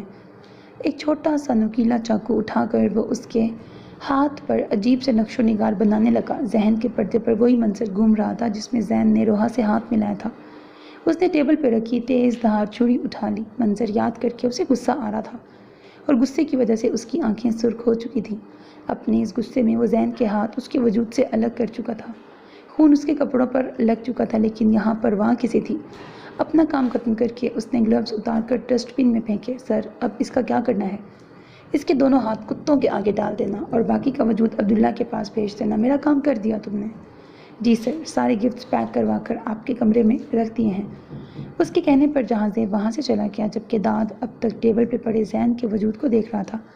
اسے سمجھ نہیں آ رہا تھا اس لڑکے نے ایسی کیا غلطی کر دی تھی جو اس کے ساتھ یہ سب ہوا، کیونکہ آج سے پہلے بیسٹ نے کبھی بھی کسی کے ساتھ ایسا سلوک نہیں کیا تھا۔ داد نے اس کے کٹے ہوئے دونوں ہاتھ دیکھے، پھر زین کو دیکھا۔ اس کا حال دیکھ کر ایک دم اسے جھرجھری آئی، لیکن اب یہ آگے کا کام اس نے ہی کرنا تھا، اس لیے خود کو سنبھال کر وہ اپنا کام کرنے لگ گیا۔ آج پھر وہ اسی راستے سے اس کے کمرے میں آیا تھا جہاں کل کی طرح ہی وہ پرسکون ہو کے سو رہی تھی۔ اس کے قریب جا کر اس نے بیڈ کے دونوں طرف اپنے ہاتھ رکھ لیے اور غور سے اس کا چہرہ دیکھنے لگا۔ پھر اس کے کان کے قریب جھک کر سرگوشی کی۔ Happy birthday princess. اس کی آواز سن کر روحا نے کسمسا کر کروٹ بدلی، جس کی وجہ سے اس کے ماتھے پر شکن نمودار ہوئی۔ اس نے اگلے ہی پل اس کا ہاتھ پکڑ کر اسے پہلے والی پوزیشن میں لٹایا۔ وہ نیند سے نہیں جاگی تھی، بس چہرے کے زاویے بگڑے اور پھر دوبارہ پہلے کی طرح ہو گئے۔ کیا کرنا چاہیے مجھے؟ ڈیڈ کو تمہارے گھر بھیجنا چاہیے؟ اگر میں نے ایسا کیا تو تمہارے گھر والے مان جائیں گے شاید۔ نہیں، خاص طور پر تمہارا وہ بھائی۔ تم دیکھ لینا روح، میری اس لو لائف میں میرا سب سے بڑا دشمن تمہارا بھائی ہی ہوگا، تو اسے پہلے ہی اپنی پیار بڑی زبان میں سمجھا دینا کہ کوئی الٹی سیدھی حرکت نہ کرے، ورنہ میں یہ بھول جاؤں گا کہ وہ میرا دوست ہے اور پھر میں اس کے لیے بھی بیسٹ بن جاؤں گا۔ وہ اس طرح اس سے باتیں کر رہا تھا جیسے وہ واقعی اسے سن رہی ہے۔ خیر، اگر واقعی میں آہت نے کوئی الٹی سیدھی حرکت کی تو اس کا ذمہ دار تم مجھے مت ٹھہرانا، کیونکہ میں تمہیں پہلے ہی بتا چکا ہوں۔ لیکن تم ابھی یہ باتیں نہیں کرتے آج لیکن ہم ابھی یہ باتیں نہیں کرتے آج تمہارا برتھ ڈے ہے، تو میں نے تمہارے لیے کچھ گفٹ لیے ہیں، امید کرتا ہوں تمہیں پسند آئیں گے۔ اس کا نرم ہاتھ اپنے ہاتھ میں لیے وہ اسے پیار بھری نظروں سے دیکھتے ہوئے کہہ رہا تھا۔ صبح اٹھ کر اس نے سب سے پہلے گھڑی کی طرف دیکھا جو 7 بجا رہی تھی۔ اس کا ارادہ دوبارہ سونے کا تھا، لیکن تب ہی نگاہ سامنے رکھے سامان کی طرف گئی۔ نیند سے بھری آنکھیں زبردستی کھول کر اس نے سامنے رکھے ان گفٹس کی طرف دیکھا۔ پہلے اسے لگا وہ خواب دیکھ رہی ہے، لیکن وہ منظر حقیقت تھا۔ اپنی جگہ سے اٹھ کر اس نے ایک گفٹ پہلے اپنے ہاتھ میں لیا۔ الگ الگ سائز کے وہ چھوٹے بڑے گفٹس رکھے ہوئے تھے، ساتھ ہی ایک کارڈ بھی وہاں پہ موجود تھا، لیکن اسے کارڈ دیکھنے کی ضرورت نہیں تھی کیونکہ اسے پتہ تھا یہ کام اس کے گھر والوں کے علاوہ اور کون کرے گا۔ اس نے ان سارے گفٹس کی گنتی کی اور جلدی سے موبائل میں تاریخ دیکھی۔ آج اس کی برتھ ڈے تھی، جسے ذہن والے حادثے کی وجہ سے وہ فراموش ہی کر چکی تھی۔ خوشی سے اچھلتی ہوئی وہ باہر بھاگی، جہاں سب بیٹھے ناشتہ کر رہے تھے۔ گھر میں سب جلدی ہی اٹھ جاتے تھے سوائے اس کے۔ اتنے سارے گفٹس، تھینک یو، مجھے بہت اچھا لگا۔ پتہ نہیں کس کا آئیڈیا تھا، لیکن جس کا بھی تھا کمال تھا، وہ خوشی سے چیختے ہوئے کہنے لگی اور پھر دوبارہ اندر اپنے کمرے میں بھاگ گئی۔ اس کی اس حرکت پر سب نے حیرت سے اسے دیکھا اور اپنی جگہ سے اٹھ کر اس کے پیچھے چلے گئے، جہاں کمرے کا منظر ان سب کے لیے بھی خاصا حیران کن تھا۔ سارے گفٹ بکھرے پڑے تھے اور روحا میڈم ایک ایک کر کے انہیں کھول رہی تھی۔ آہت کی نظر اس سفید کارڈ پر گئی جس پہ ہیپی برتھ ڈے پرنسس لکھا ہوا تھا۔ پہلی نظر میں دیکھ کر ہی وہ جان چکا تھا کہ یہ لکھائی جہاں زیب کی ہے، لیکن وہ روحا کو گفٹس کیوں بھیجے گا، یہ بات اسے سمجھ نہیں آ رہی تھی۔ کارڈ پر کیا لکھا ہے آہت؟ کس نے بھیجا ہے یہ سب؟ حسین صاحب کے قریب آتے ہی اس نے وہ کارڈ جلدی سے جیب میں ڈال لیا۔ یہ سب جہاں زیب نے بھیجا تھا، لیکن کیوں بھیجا تھا، یہ سب سوچ کر وہ خود ہی الجھ رہا تھا۔ تو انہیں کیا بتاتا، میں نے رکھا تھا یہ سب، تو بتایا کیوں نہیں، میں تو ڈر گئی تھی۔ اس کی بات سنتے ہی زہرا بیگم نے سکون بھرا سانس لیا۔ اف ماما، آپ تو بات بات پہ ڈر جاتی ہیں، وہ گفٹس ہی تو ہیں۔ چلو روحا، اسے بعد میں دیکھنا، پہلے ناشتہ کرو۔ زہرا بیگم کو مطمئن کر کے اس نے روحا کے ہاتھ سے گفٹ لے کے رکھا۔ نہیں بھیا، مجھے ابھی دیکھنے ہیں، بعد میں دیکھ لینا، ابھی چلو۔ اسے زبردستی پکڑ کر وہ باہر لے کے چلا گیا، جبکہ ان دونوں کے باہر جاتے ہی باقی سب بھی اپنا ادھورا ناشتہ مکمل کرنے کی غرض سے باہر چلے گئے۔ گھر میں داخل ہوتے ہی وہ سیدھا جہاں زیب کے کمرے کی طرف گیا اور دروازہ نوک کیا۔ کوئی بنا اجازت اس کے کمرے میں داخل ہو جائے یہ اسے پسند نہیں تھا، چاہے سامنے اس کا باپ ہی کیوں نہ ہو۔ اجازت ملتے ہی وہ اندر داخل ہوا، جہاں وائٹ ٹی شرٹ کے ساتھ اس نے بلیک ٹراؤزر پہنا ہوا تھا۔ آنکھوں میں نیند کا خمار لیے وہ بیڈ سے اٹھا، یقیناً وہ ابھی نیند سے جاگا تھا۔ خیریت کیپٹن صاحب، تمہیں آج میری یاد کیسے آ گئی؟ اس نے خوشگوار لہجے میں کہا، جس کا جواب دینے کے بجائے آہت نے وہ کارڈ اس کے سامنے کیا۔ یہ کیا ہے جیہان؟ یہ کارڈ ہے، اس پر تمہاری لکھائی ہے اور یہ روحا کے برتھ ڈے گفٹس کے ساتھ ملا تھا۔ اوہ، ہیپی برتھ ڈے۔ جیہان، فضول بات مت کرو، اس کے کمرے میں گفٹس رکھے ہوئے تھے، وہ گفٹس کس نے بھیجے؟ اس نے سوالیہ نظروں سے اس کی طرف دیکھتے ہوئے کہا، یہ کارڈ کس نے بھیجا ہے؟ اس نے آہت کے ہاتھ میں موجود کارڈ کی جانب اشارہ کیا۔ یقیناً تم نے، تو بے وقوفوں جیسی بات کیوں کر رہے ہو، یقیناً گفٹس بھی میں نے ہی بھیجے ہوں گے۔ اطمینان سے جواب دے کر اس نے باہر کھڑے شخص کو اندر آنے کی اجازت دی، جو دروازہ بار بار نوک کر رہا تھا۔ اس کی اجازت دیتے ہی وہ ملازم اندر آیا اور ہاتھ میں موجود ٹرے ٹیبل پہ رکھ دی۔ اور کچھ چاہیے سر؟ آہت کے لیے بھی لے کے آؤ۔ اس کی بات سنتے ہی ملازم جی کہہ کے وہاں سے چلا گیا، جبکہ اب صوفے پر بیٹھ کر وہ اپنا ناشتہ مکمل کر رہا تھا۔ کیوں بھیجے تم نے اسے گفٹس؟ کیونکہ اس کی برتھ ڈے ہے۔ جیہان دیکھو، تم پلیز اس سے دور رہو، میں اسے سمجھا چکا ہوں، وہ کسی کو کچھ نہیں بتائے گی۔ اس کے کہنے پر جہاں زیب نے ناسمجھی سے اسے دیکھا۔ کیا نہیں بتائے گی؟ یہی کہ اس نے تمہیں قتل کرتے ہوئے دیکھا ہے، وہ کسی کو نہیں بتائے گی۔ بس تم اسے چھوڑ دو پلیز، اسے کچھ مت کرنا۔ اس کی بات سن کر جہاں زیب نے کانٹا پلیٹ میں پٹکا اور اٹھ کر اس کے سامنے جا کے کھڑا ہو گیا۔ تمہیں ایسا کیوں لگتا ہے میں اسے کچھ کروں گا؟ تمہارے خیال میں کسی کو گفٹ بھیجنا مطلب کوئی نقصان پہنچانا ہوتا ہے؟ وہ جیسے اس کا مذاق اڑا رہا تھا۔ تو پھر اس سب کی وجہ؟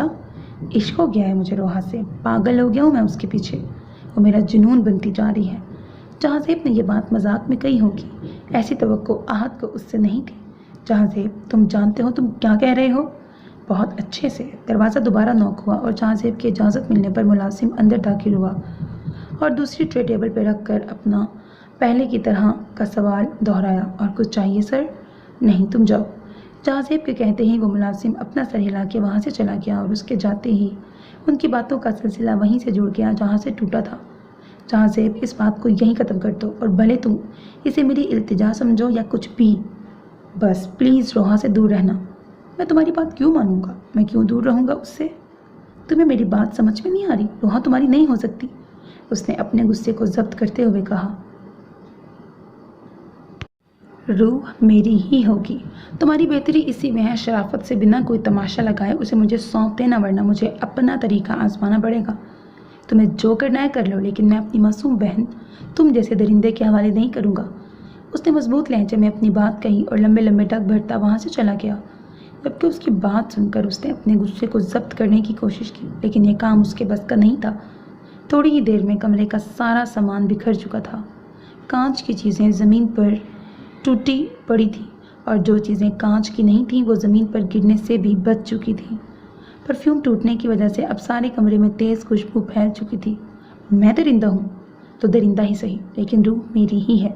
جہاں زیب قاسمی ہوں میں، جو اپنی پسند کی ہوئی چیز کسی کو نہیں دیتا، یہاں تو معاملہ پھر ایک انسان کا ہے۔ انسان بھی وہ جو میرا عشق ہے، میرا جنون ہے۔ اپنی آنکھیں بند کر کے اس نے گہرا سانس لیا۔ غصہ کم ضرور ہوا تھا لیکن ختم نہیں۔ گھر میں داخل ہوتے ہی وہ سیدھا اپنے روم میں گیا، جہاں حریم اپنی گود میں حنین کو لیے اس سے پتہ نہیں کون سی باتیں کر رہی تھی۔ کیا پٹیاں پڑھا رہی ہو میری بیٹی کو؟ والیٹ اور موبائل ٹیبل پہ رکھ کر وہ بیڈ پہ آ کے لیٹ گیا۔ کیا ہوا ہے احد؟ کیا ہوا ہے حریم؟ کوئی تو بات ہے، آپ پریشان لگ رہے ہیں۔ روحا کے کمرے میں گفٹس کہاں سے آئے؟ میں جانتی ہوں آپ نے وہ نہیں رکھے تھے۔ اس کے کہنے پر احد نے گہرا سانس لیا۔ روحا کو کچھ دنوں تک کالج مت بھیجنا۔ کیوں؟ ابھی تو اس کی طبیعت بہتر ہوئی ہے، میں نہیں چاہتا کہ وہ وہاں جائے تو پھر سے وہی سب یادیں تازہ ہوں۔ میں کوشش کروں گا کہ اس کا کالج تبدیل کروا دوں۔ وہ اسے یہ نہیں بتا سکا کہ روحا کو گھر میں رکھ کر وہ جہاں زیب کی نظروں سے چھپانا چاہ رہا تھا۔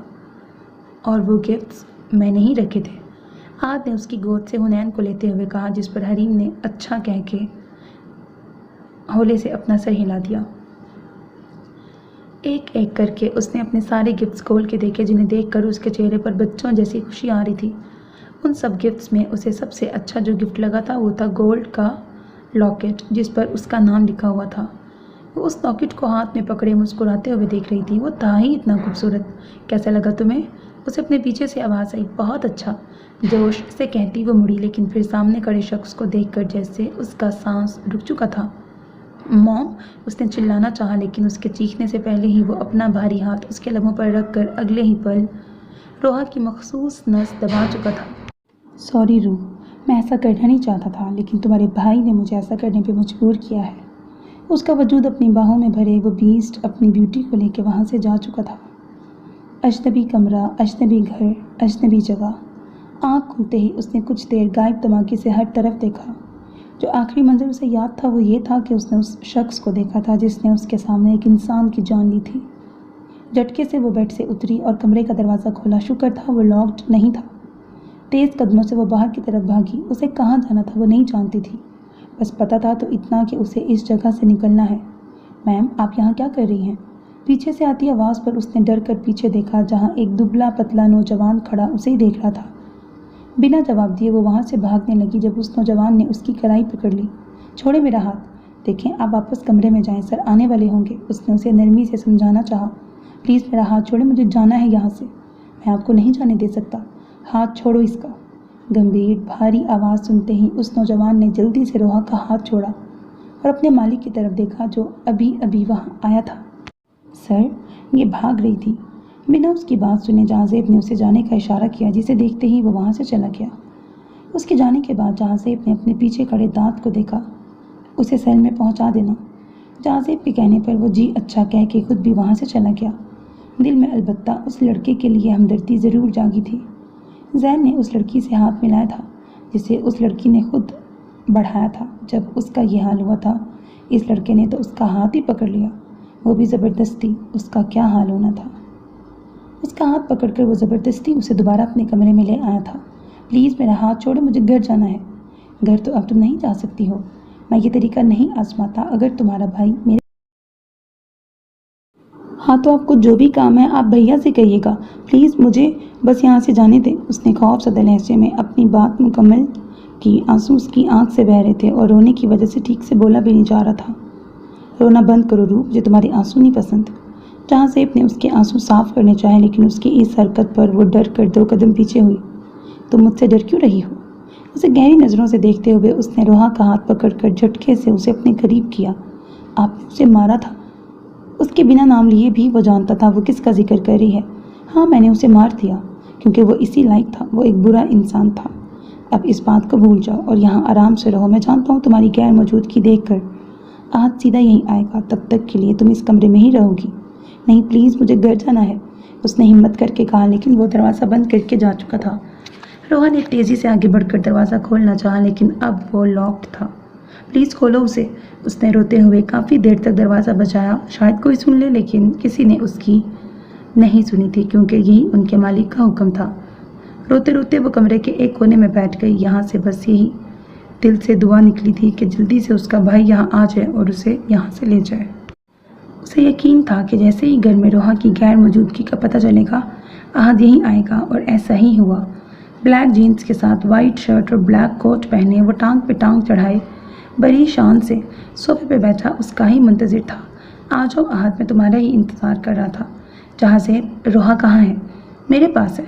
اس کا اطمینان دیکھ کر احد کا پارا مزید ہائی ہو چکا تھا۔ کیا کیا ہے تم نے اس کے ساتھ؟ ابھی تو کچھ نہیں کیا۔ جہازیب، روحا کو بلاؤ، مجھے اسے لے کے جانا ہے۔ کہاں ہے وہ؟ اب وہ کہیں نہیں جائے گی احد، وہ اب یہیں رہے گی۔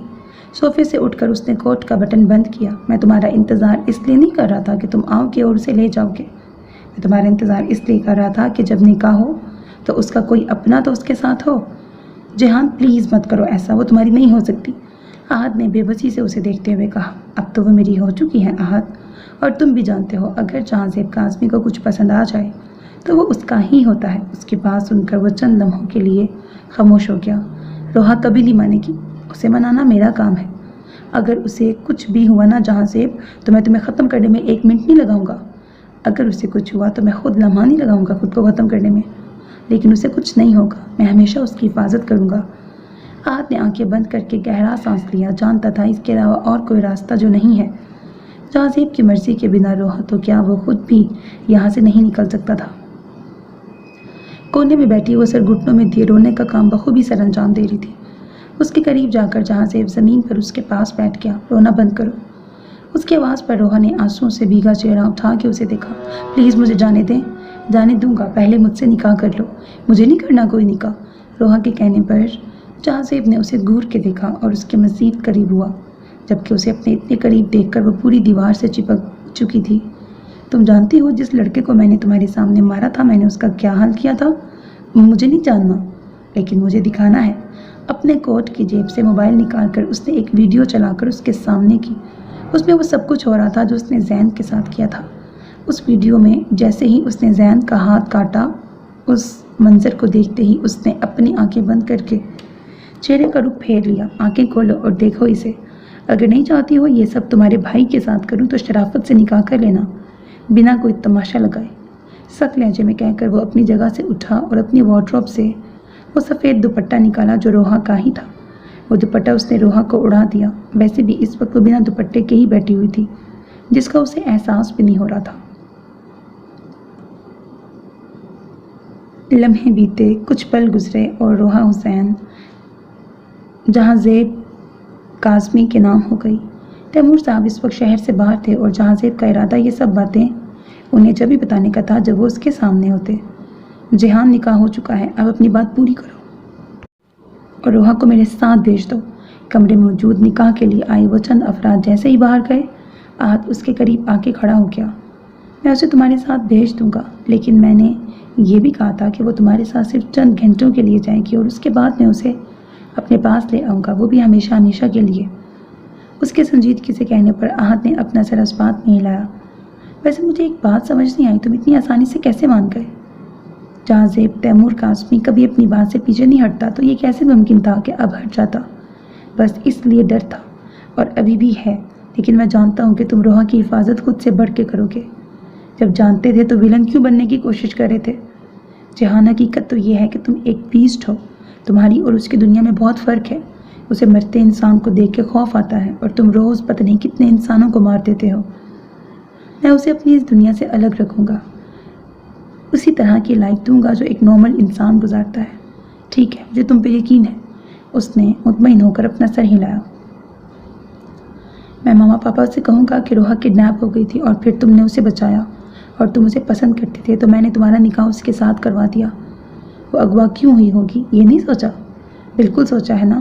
میں ان سے کہوں گا کہ اس دن کالج میں زین کو جس شخص نے مارا تھا اس نے اسے اغوا کیا تھا، تاکہ وہ کسی کو یہ بات نہ بتا دے کہ قتل کس نے کیا ہے، اور اب وہ لوگ اس کے پیچھے پڑے ہوئے ہیں، اس لیے میں نے اس کی حفاظت کے لیے اس کا نکاح تم سے کر دیا۔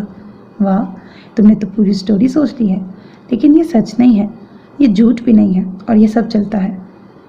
نہیں، تم انہیں وہی بات بتاؤ گے جو سچ ہے؟ ہاں، انہیں سب بتا دوں۔ اگر انہیں پتہ چلا کہ سر عام لوگوں کا جو قتل کرتا ہے وہ تم ہو، تو گھر کے سب افراد آ کر تمہارے سامنے کھڑے ہو جائیں گے کہ ہم مر جائیں گے لیکن روحا کو تمہارے حوالے نہیں کریں گے۔ اس کے کہنے کے انداز پر جہاں زیب کو بے ساختہ ہنسی آ گئی۔ آہت، میں سر عام لوگوں کو مارتا ہوں، کیا وہ مجھے جانتے نہیں ہوں گے؟ نہیں، تم بھلے سر عام لوگوں کو مارتے ہو، بہت سے لوگوں نے تمہیں یہ سب کرتے ہوئے دیکھا ہوگا، لیکن اس میں میرے ماں باپ اور بیوی نہیں آتے۔ تم زیادہ وقت تک یہ بات چھپا نہیں پاؤ گے۔ چھپا بھی سکتا ہوں، یا شاید نہیں، زیادہ وقت تک نہیں، لیکن کم از کم جب تک تو چھپا سکتا ہوں نا، جب تک روحا اس رشتے کے لیے دل سے راضی نہیں ہو جاتی۔ آہت کے پاس سے ہو کر وہ اپنے کمرے میں گیا۔ تھوڑی دیر پہلے نکاح کے وقت وہ بیڈ پہ بیٹھی تھی، لیکن اب پھر سے بیڈ سے اٹھ کر پہلے والی جگہ پہ جا کر سر گھٹنوں میں رکھے بیٹھ گئی۔ اٹھو روح، اس کا بازو پکڑ کر جہاں زیب نے نرمی سے کہا۔ مجھے نہیں اٹھنا۔ مزید کونے میں کھسک گئی۔ تمہارا بھائی باہر کھڑا ہے، اس کے ساتھ نہیں جانا؟ جہاں زیب کے کہنے کی دیر تھی کہ وہ تیزی سے اٹھ کر باہر کی جانب بھاگنے لگی، لیکن اس سے پہلے ہی جہاں زیب اس کا ہاتھ پکڑ کر اسے اپنی جانب کھینچ چکا تھا۔ جا رہی ہوں، لیکن صرف تھوڑی دیر کے لیے۔ واپس تمہیں میرے پاس ہی آنا ہے اور ہمیشہ میرے پاس ہی رہنا ہے۔ میری یہ بات اپنے چھوٹے سے دماغ میں اچھے سے بٹھا لینا۔ جہاں زیب کے کہنے پر اس نے جلدی جلدی اپنا سر اسبات میں ہلایا۔ اس وقت تو اسے بس یہاں سے نکلنا تھا۔ بعد میں کیا ہوگا یہ اس نے نہیں سوچا تھا، اور نہ ہی اسے سوچنا تھا۔ جہاں زیب کے چھوڑتے ہی وہ کمرے سے باہر بھاگ گئی، جہاں سامنے ہی آہت کھڑا تھا۔ اسے دیکھتے ہی روحا کو پھر سے رونا آیا۔ بھاگ کر وہ اس کے سینے سے لگ گئی۔ روحا، کچھ نہیں ہوا، سب ٹھیک ہے میرا بچہ۔ اس کے بالوں پر ہاتھ رکھ کر آہت نے اس کے ماتھے پر بوسہ دیا۔ جب سے وہ یہاں آیا تھا، روحا سے اس کی اب ملاقات ہوئی تھی، کیونکہ نکاح کے وقت وہ ڈری سہمی سی نظریں جھکائے بیٹھی تھی۔ اس نے نظریں اٹھا کر یہ بھی نہیں دیکھا تھا کہ وہاں اس کا بھائی بھی موجود ہے۔ روحا، رونا بند کرو۔ آہت نے اس کے آنسو صاف کیے، جبکہ جہاں زیب پیچھے کھڑا بیزاری سے ان بہن بھائی کا پیار بھرا منظر مظاہرہ دیکھ رہا تھا۔ آہت، میرے خیال سے ابھی کے لیے اتنا پیار کافی ہے۔ یہاں کھڑے ہو کر تم اپنا وقت برباد کر رہے ہو، اس سے سخت لہجے میں کہہ کر وہ روحا کی جانب متوجہ ہوا۔ اور تم رونا بند کرو، ورنہ جانے نہیں دوں گا۔ اس کے کہنے پر روحا نے جلدی سے اپنے آنسو صاف کیا اور آہت کا ہاتھ کھینچ کر اسے چلنے کا اشارہ کیا۔ اسے یہ ڈر تھا کہ اگر وہ تھوڑی دیر اور یہاں رکتی تو شاید وہ سچ میں اسے نہیں جانے دیتا۔ سر، آپ کے لیے یہ پارسل آیا ہے۔ اس وقت وہ لاؤنج میں آنکھیں موندے بیٹھا تھا جب ملازم نے اس سے تھوڑے فاصلے پہ کھڑے ہو کر کہا تھا۔ عبداللہ نے ایک نظر اس ملازم کو دیکھا اور پھر اس بڑے سے پارسل کو۔ کون لے کے آیا؟ اس نے کہا تھا یہ جہان کاظمی نے بھجوایا ہے۔ ملازم کے کہتے ہی اگلے ہی پل وہ سیدھا ہوا اور اس پارسل کو کھولنے کا حکم دیا۔ ملازم کے کھولتے ہی عبداللہ نے اس باکس کو دیکھا جہاں بنا ہاتھوں کے زین کی لاش موجود تھی۔ اس نے اپنے غصے کو ہاتھوں کی مٹھیاں بنا کر ضبط کرنا چاہا، لیکن اسے بھی پتہ تھا اب اس کا غصہ اتنی آسانی سے نہیں اترے گا۔ اس کے سب سے خاص آدمی کی لاش اس کے سامنے تھی، جسے جہاں زیب کاظمی نے بھجوایا تھا۔ جہاں زیب کاظمی، آج تک تمہیں نظر انداز کیا ہے، لیکن اب تم مجھ سے بچ نہیں سکتے ہو۔ اب دیکھنا میں تمہارے ساتھ کیا کرتا ہوں۔ غصے سے اس نے ایک نظر اس باکس میں پڑی زین کی لاش کو دیکھا اور لمبے لمبے ڈگ بھرتا وہاں سے چلا گیا۔ روحا کو اپنے سامنے صحیح سلامت دیکھ کر ان سب گھر والوں نے سکھ بھرا سانس لیا۔ آہت نے اسے کمرے میں بھیج کر اپنی بنائی ہوئی کہانی گھر والوں کو بتا دی، جسے سن کر سبھی اس سے خفا تھے۔ دماغ ٹھیک ہے تمہارا آہت؟ یہ کیا کر کے آئے ہو؟ اس کی بات سنتے ہی سب سے پہلے حسین صاحب نے غصے سے کہا، پاپا اس سے بہتر آپشن اور کیا ہوگا؟ ٹھیک کہہ رہے ہیں تمہارے پاپا، ہم تو اس لڑکے کو جانتے بھی نہیں۔ کہاں تم نے ہماری بچی کا اس کے ساتھ نکاح کر دیا؟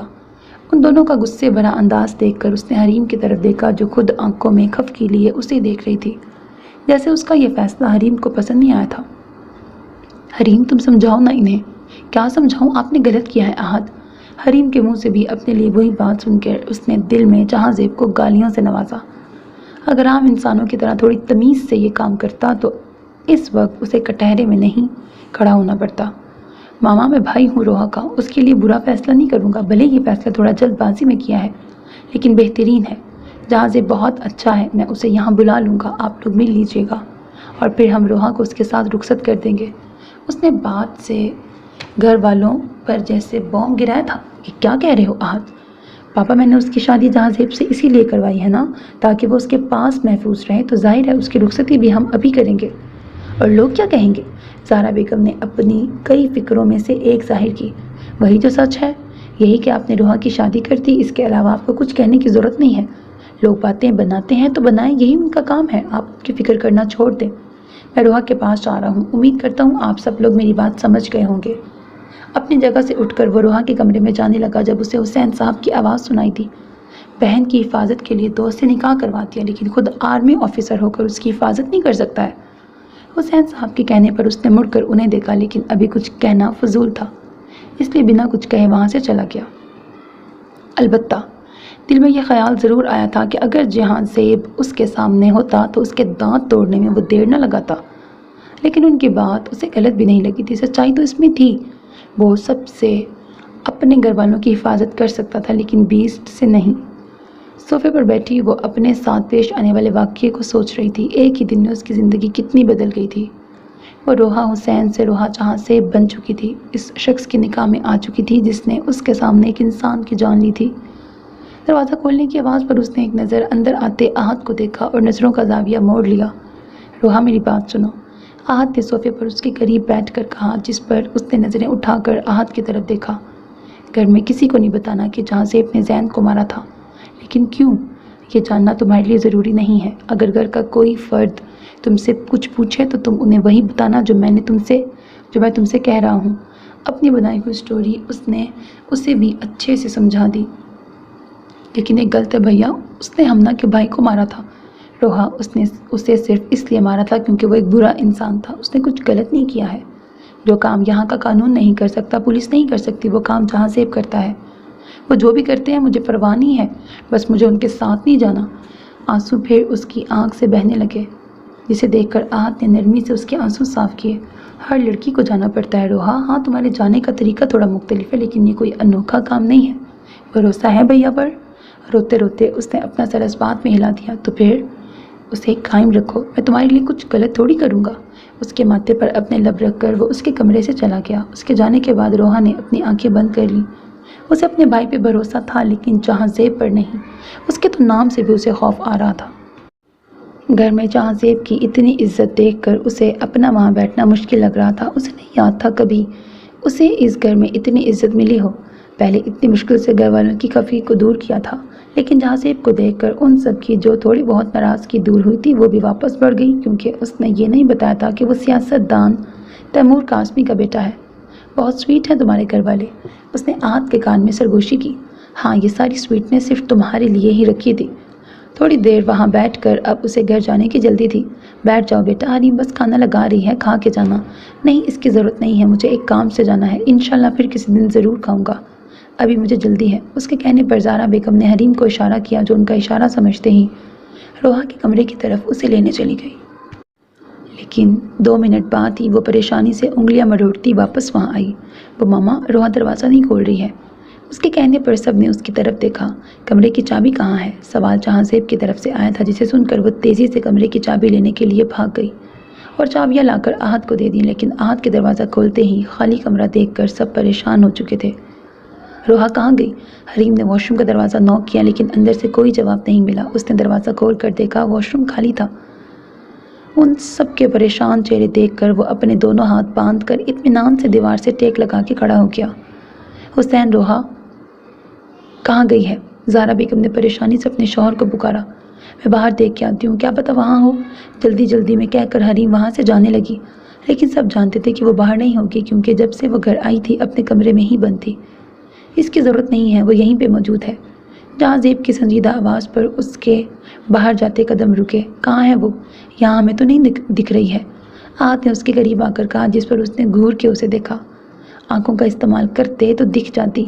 بیڈ کے قریب جا کر اس نے بیڈ کے نیچے سے اس کا پاؤں کھینچ کے اسے نکالا اور اس کے باہر نکالتے ہی وہ جلدی سے کھڑی ہوئی، جبکہ سب حیرت سے اسے دیکھ رہے تھے۔ روحا، یہ کیا بچوں والی حرکت ہے؟ سب سے پہلے زہرا بیگم کی صدمے بھری آواز نکلی، مجھے ان کے ساتھ نہیں جانا۔ کان کھجاتے ہوئے اس نے منمناتے ہوئے کہا، جسے اور کوئی نہ سہی لیکن قریب کھڑا جہان ضرور سن چکا تھا۔ اسے پتہ تھا وہ اسے لینے آیا ہے، اس لیے اس کے آتے ہی وہ بیڈ کے نیچے چھپ چکی تھی، لیکن وہاں چھپنے کا بھی کوئی فائدہ نہیں ہوا۔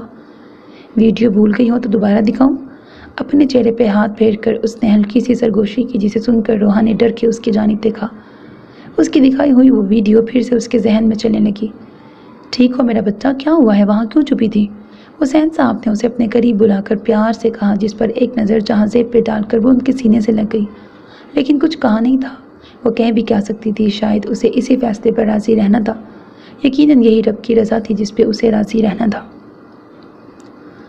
اب ان کے گھر پہنچتے ہی ملازم بھاگتا ہوا جہاں زیب کے قریب آیا، جیسے وہ اسی کا انتظار کر رہا تھا۔ سر، وہ تیمور سر آ گئے ہیں، اسٹڈی روم میں آپ کا انتظار کر رہے ہیں۔ ملازم کو جانے کا اشارہ کر کے اس نے اپنے پیچھے نظریں جھکا کے کھڑی روحا کو دیکھا۔ جس کمرے میں پہلے تمہیں رکھا تھا وہاں جاؤ، میری تھوڑی دیر میں آ رہا ہوں، اور رونے مت بیٹھ جانا۔ اس کا گال تپ تپا کر وہ وہاں سے اسٹڈی روم میں چلا گیا۔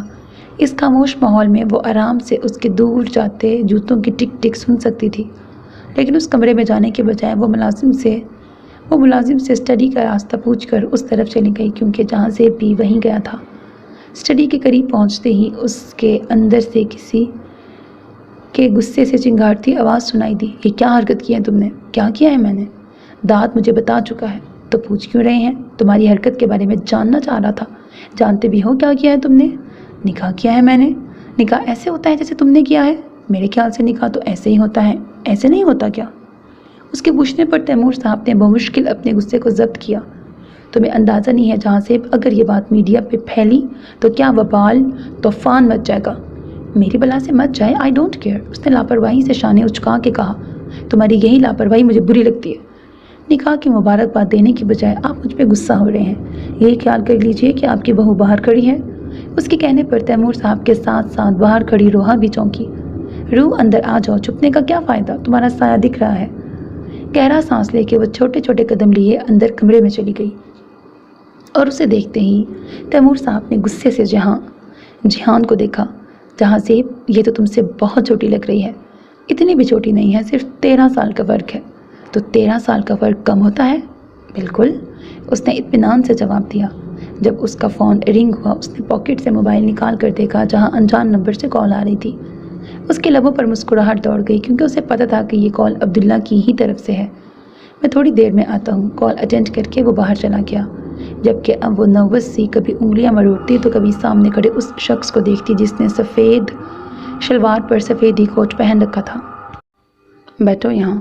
انہوں نے اشارے سے اسے اپنے سامنے بنے صوفے پر بیٹھنے کا اشارہ کیا اور اس سے باتیں کرنے لگے تاکہ وہ تھوڑی کمفرٹیبل ہو جائے، جو وہ تھوڑی ہی دیر میں ہو چکی تھی۔ یقیناً میرا بھیجا تحفہ تمہیں مل گیا ہوگا، چہرے پر دلکش مسکراہٹ سجائے اس نے فون پر دوسری طرف موجود عبداللہ سے کہا، اور وہ جو پہلے ہی آگ بگولا ہوا پڑا تھا اس کی آواز سن کے مزید طیش میں آ گیا۔ تمہیں اندازہ نہیں ہے تم نے کس سے ٹکر دی ہے۔ اب تک میں تمہیں نظر انداز کر رہا تھا، لیکن اب دیکھو میں تمہارے ساتھ کیا کرتا ہوں۔ دیکھ لیتا ہوں کتنا دم ہے تم میں، میرے ساتھ تم کیا کر سکتے ہو۔ اس نے اطمینان بھرے لہجے میں کہا، اتنے اطمینان سے کھڑے تم مجھ سے بات کر رہے ہو، لگتا ہے تم مجھے جانتے نہیں ہو۔ چٹکیوں میں تمہارے باپ کی بنائی ہوئی یہ عزت خاک میں ملا سکتا ہوں۔ اوہ نہیں، وہ تو تمہارا باپ ہے ہی نہیں۔ عبداللہ کے الفاظ سنتے ہی اس کی رگیں تن چکی تھیں۔ تمہارا باپ تو پتہ نہیں کون ہے، دنیا کے کس کونے میں چھپا ہوا ہے، زندہ بھی ہے یا نہیں۔ پہلے اسے ڈھونڈ کے مارو، پھر آگے مجھ سے لڑنا۔ دوسری طرف سے کال کٹ چکی تھی، لیکن وہ ابھی تک اسی طرح مضبوطی سے موبائل اپنے ہاتھ میں پکڑے کھڑا تھا۔ آنکھیں غصے سے سرخ ہو چکی تھیں۔ اس نے غصے میں اپنے موبائل کو دیوار پہ مارا، جبکہ پاس سے گزرتے ملازم نے ایک نظر اس کی اس حرکت پہ ڈالی اور وہاں سے چلا گیا۔ یہ ان کے لیے کوئی نئی بات نہیں تھی، یہ منظر انہیں ہر ہفتے یا مہینے میں دیکھنے کو ملتا تھا، کیونکہ جہاں زیب کاظمی کا سب سے زیادہ غصہ اپنے موبائل فون پر ہی نکلتا تھا۔ فون اس کا ٹوٹ چکا تھا اور شام کا گیا وہ رات کے 12 بجے تک بھی نہیں لوٹا تھا، اور یہی وجہ تیمور صاحب کی پریشانی میں اضافہ کر رہی تھی۔ وہ جانتے تھے کہ کسی میں اتنی ہمت نہیں تھی کہ جہاں زیب کاظمی کو کچھ کر سکے۔ اس کے دشمن ہر جگہ پھیلے ہوئے تھے، لیکن وہ اپنی حفاظت کرنا جانتا تھا۔ انہیں اتنی فکر ہوتی بھی نہیں اگر ملازم انہیں یہ نہیں بتاتا کہ وہ غصے سے گھر سے نکلا ہے۔ کتنی دیر سے وہ مسلسل ٹہلتے جا رہے تھے، لیکن وہ تھا کہ آ ہی نہیں رہا تھا۔ بڑھتا انتظار جب ختم ہوا، جب جہاں زیب کی گاڑی گھر میں داخل ہوئی، گہرا سانس لے کے وہ خود بھی باہر چلے گئے۔ جہان اب وہ لان میں رکھی کرسیوں میں سے ایک پہ بیٹھا ہوا تھا۔ کہاں گئے تھے تم؟ اس کے قریب جا کر وہ خود بھی ایک کرسی کھینچ کے بیٹھ گئے۔ ٹھنڈی ہوائیں ان دونوں کو چھو کے گزر رہی تھیں۔ ان کے پوچھنے پر اس نے اسی پوزیشن میں بیٹھے ہوئے جواب دیا، قبرستان گیا تھا ماں سے ملنے۔ اس کے کہنے پر وہ سمجھ چکے تھے کہ آج پھر کسی نے اسے گزرا وقت یاد کروایا ہے۔ کیونکہ جب بھی کوئی اس سے ماضی کی بات کرتا تھا وہ تبھی اپنی ماں کے پاس جاتا تھا۔ کسی نے کچھ کہا ہے جیہان؟ وہ جانتے تھے وہ کچھ نہیں بتائے گا، پھر بھی انہوں نے پوچھ لیا تھا۔ نہیں، روح کہاں ہے؟ کمرے میں ہے، بہت پیاری بچی ہے۔ اس کا ذکر کرتے ہی جیسے ان دونوں کا موڈ فریش ہو گیا تھا۔ اچھا، اسی پیاری بچی کی وجہ سے آپ غصہ ہوئے تھے؟ وہ تو وقتی تھا۔ اس کی بات انہوں نے ہوا میں اڑائی۔ چلو اندر کھانا کھاؤ۔ روح نے کھا لیا؟ ہاں کھا لیا، اب تم بھی کھا لو۔ نہیں مجھے بھوک نہیں ہے، میں بس آرام کروں گا، آپ بھی جا کے سو جائیں، گڈ نائٹ۔ اپنی جگہ سے اٹھ کر وہ کمرے میں چلا گیا، جبکہ تیمور صاحب اب بس اس سوچ میں گم تھے کہ یہ گزرا ہوا باب پھر کس نے ان کے بیٹے کے سامنے رکھ دیا ہے۔ وہ جو مزے سے ٹی وی دیکھ رہی تھی، اس کے کمرے میں داخل ہوتے ہی چہرے کی مسکراہٹ غائب ہو گئی۔ جہازیب نے ایک نظر ٹی وی کی طرف دیکھا جہاں کامیڈی ڈرامہ چل رہا تھا اور جا کے اس کے قریب صوفے پہ بیٹھ گیا۔ اس کے بیٹھتے ہی روحا وہاں سے اٹھ کر جانے لگی، جب اس کا ہاتھ پکڑ کر جہازیب نے اسے اپنی جانب کھینچ کر اسے اپنی گود میں بٹھا لیا۔ کہاں جا رہی ہو؟ وہ مجھے سونا ہے۔ بہت مزے آ رہے ہیں، شوہر گھر سے باہر تھا، اس کی فکر کرنے کی بجائے تم یہاں ڈرامے دیکھ رہی ہو۔ پلیز چھوڑیں۔ روحا نے اس کی گود سے اٹھنا چاہا لیکن اس کی گھورتی آنکھیں دیکھ کر خاموشی سے نظریں جھکا کے بیٹھی رہی۔ اس کی اس ادا پر جہازیب کو بے ساختہ اس پر پیار آیا۔ اس کا چہرہ اپنے قریب کر کے جہازیب نے اس کی گردن پر نرمی سے اپنے لب رکھ دیے۔ یہ کیا کر رہے ہیں؟ پلیز دور رہیں۔ اس کے مضبوط سینے پہ ہاتھ رکھ کر روحا نے اسے خود سے دور کرنا چاہا۔ جب اس کے اس حرکت پر جہازیب نے اپنا چہرہ اس کی گردن سے نکال کر اسے دیکھا، جہاں آنکھوں میں ناسمجھی کا تاثر لیے وہ اس سے ہی دیکھ رہی تھی۔ میں وہ کر رہا ہوں جو ایک شوہر اپنی بیوی کے ساتھ کرتا ہے۔ کیا کرتا ہے؟ تم میری سوچ سے زیادہ معصوم ہو اور میں چاہتا ہوں تم ہمیشہ ایسی ہی رہو۔ اس کے ماتھے پر اپنے لب رکھ کر اس نے روحا کی پیشانی کو اپنی پیشانی سے جوڑ دیا۔ بس اس بات کا دھیان رکھنا کہ جن جذبات کو میں نے دبایا ہوا ہے وہ باہر نہ نکلیں۔ تمہاری نازک جان میری شدتیں سہ نہیں پائے گی، اور اس طوفان کو مت جگانا جسے تم جھیل نہیں سکتی ہو۔ بات سمجھ آئی؟ ویسے تو اس کی کہی بات کا ایک لفظ بھی اسے سمجھ نہیں آیا تھا، لیکن اس کی گرفت سے نکلنے کے لیے اس نے جلدی اپنا سر اس بات میں ہلا دیا۔ ویری گڈ، اب جا کے سو جاؤ۔ اس کی آزادی دیتے ہی وہ بیڈ پر جا کر کمبل میں چھپ کر لیٹ گئی۔ اس کی اس حرکت کو دیکھتے ہی جہازیب کے لب مسکرا اٹھے۔ ٹی وی آف کر کے وہ چینج کرنے کے لیے اٹھ چکا تھا۔ چینج کرنے کے بعد اس کا ارادہ اب سونے کا تھا۔ کمبل ہٹا کے اس نے اپنی معصوم بیوی کو دیکھا جو سوئی تو نہیں تھی لیکن اس سے بچنے کے لیے اپنی آنکھیں بند کر کے سونے کا دکھاوا ضرور کر رہی تھی۔ بیڈ پہ لیٹ کر جہازیب نے روحا کو کمر سے تھاما اور اس کا نازک وجود خود پر لٹا لیا، جبکہ اس کی اس حرکت پر اس نے سٹ پٹا کر آنکھیں کھولیں۔ یہ کیا؟ اس نے اس کے اوپر سے اترنا چاہا لیکن اس سے پہلے ہی اس کی کمر پر اپنی گرفت سخت کر کے جہازیب اس کی اس حرکت کو روک چکا تھا۔ سو جاؤ۔ دیکھیں پلیز چھوڑیں مجھے، آپ ایسے نہیں سو پائیں گے۔ وہ اسے یہ نہیں کہہ سکی تھی کہ اس طرح کی پوزیشن میں وہ کمفرٹیبل ہو کے سو نہیں پائے گی۔ تمہیں اندازہ نہیں ہے اس طرح میں کتنا پرسکون ہو کے سوؤں گا۔ اب تم بھی سو جاؤ روح۔ اس کا سر اپنے سینے پر رکھ کر اس نے سائڈ ٹیبل پہ رکھا لیمپ آف کر دیا۔ کمرے میں موجود اس آخری روشنی کے بند ہوتے ہی کمرہ اندھیرے میں ڈوب گیا، جبکہ اس کے اس حرکت پر اس نے اس کے سینے پر رکھا سر دوبارہ اٹھایا۔ پلیز لائٹ کھول دیں، مجھے اندھیرے سے ڈر لگتا ہے۔ ڈرنے کی کیا ضرورت ہے، آنکھیں بند کر کے سو جاؤ، میں تمہارے ساتھ ہوں نا۔ اس کا سر دوبارہ اپنے سینے پر رکھ کر اس نے روحا کے بالوں پر اپنے لب رکھے اور خود بھی سکون سے آنکھیں موند لیں۔ نیند سے بھری آنکھیں کھول کر اس نے اپنے سونے کی جگہ کو دیکھا جہاں ابھی بھی وہ اسے باہوں میں بھرے پرسکون ہو کے سو رہا تھا۔ اسے سوتا دیکھ کر وہ جلدی سے بیڈ سے اترنے لگی، لیکن اس سے پہلے ہی وہ اس کا ہاتھ پکڑ کر اسے دوبارہ اپنی قید میں لے چکا تھا۔ کہاں جا رہی ہو؟ نیند سے بھری آنکھیں کھولے وہ اسے دیکھ رہا تھا۔ وہ مجھے واش روم جانا تھا، اس نے ڈرتے ہوئے کہا۔ مجھ سے ڈرنا چھوڑ دو، نفرت ہوتی ہے مجھے اس لمحے سے جب تم مجھ سے ڈرتی ہو۔ اس نے روحا کے چہرے پر آتی لٹوں کو کان کے پیچھے کیا۔ کیوں ڈرتی ہو مجھ سے؟ مجھے آپ سے ڈر لگتا ہے، مجھے آپ کے ساتھ نہیں رہ۔ اس کے بالوں میں ہاتھ پھنسا کر جہازیب نے اس کا چہرہ خود کے بہت قریب کر لیا، جس کے باعث اس کی بات ادھوری رہ گئی کیونکہ روحا کو اب کچھ کہنا مشکل لگ رہا تھا۔ رہنا تو اب تمہیں میرے ساتھ ہی ہے، چاہے زبردستی رہو یا راضی ہو کے رہو۔ اس کے غصے سے کہنے پر اس نے ڈر کر سختی سے اپنی آنکھیں بند کر لیں اور جہازیب کی نظر اس کے نرم لبوں پہ ٹھہر گئی۔ اس نے اپنا انگوٹھا اس کے نرم لبوں پہ پھیرا۔ روح آنکھیں کھولو۔ روحا، اس نے آنکھیں بند کیے ہوئے ہی کہا، جبکہ اس کی اس حرکت پر جہازیب مسکرا اٹھا۔ روحا تم دنیا کے لیے ہو، میرے لیے تو تم روح ہو، جہازیب کی روح۔ نرمی سے اس کے لبوں کو چھو کر وہ پیچھے ہٹا اور اسے اپنی باہوں میں اٹھایا واش روم لے گیا۔ مجھے چینج کرنا ہے لیکن میرے پاس کپڑے نہیں ہیں۔ جہازیب قاسمی اپنے سے جڑے لوگوں کی ہر چیز کا خیال رکھتا ہے۔ اسے اپنی گود سے اتار کر اس نے اپنے وارڈروب کے ساتھ بنی وہ دوسری وارڈروب کھولی جس میں سارے لیڈیز ڈریسز تھے۔ لائٹ بلو کلر کی فراک نکال کر اس نے روحا کو تھمائی۔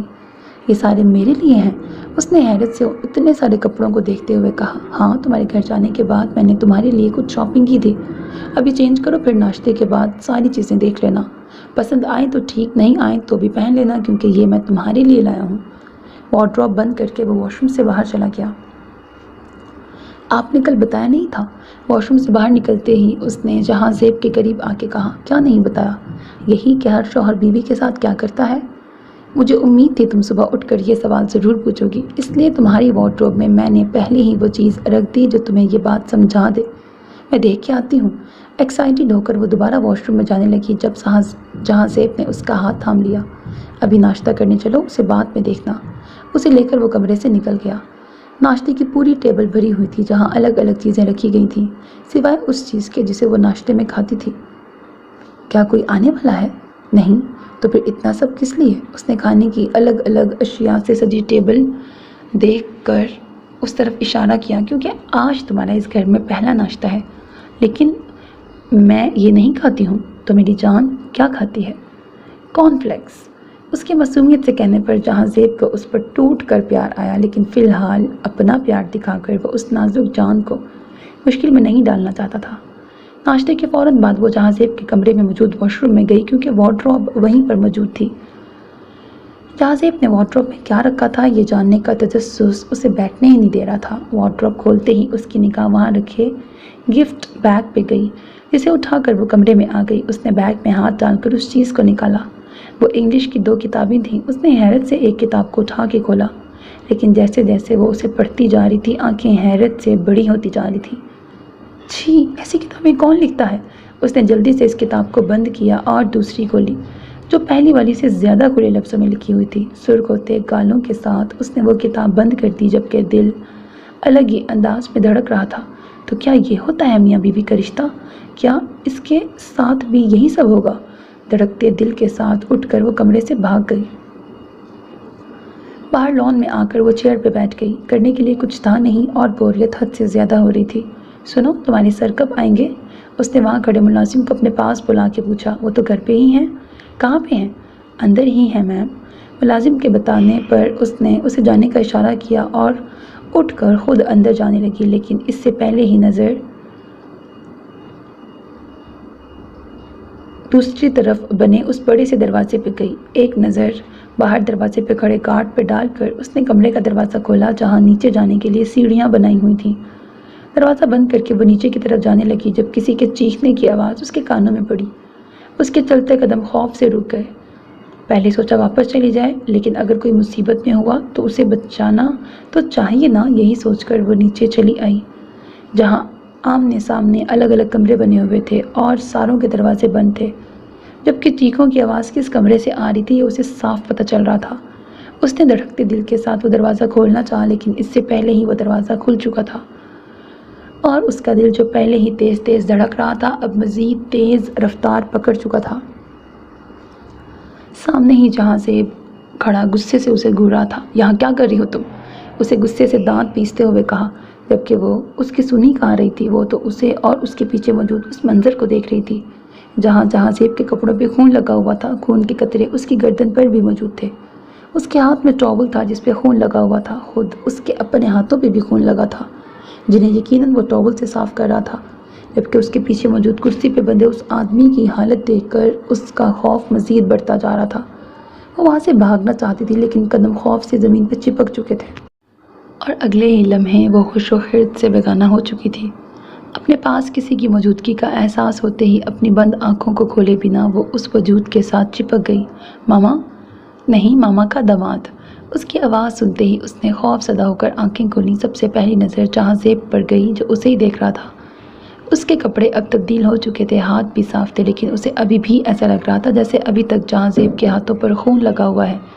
وہ جلدی سے بیڈ سے اترنے لگی جب اس کی اس حرکت کو دیکھتے ہوئے جہازیب نے اسے بیڈ پر دوبارہ دھکا دیا۔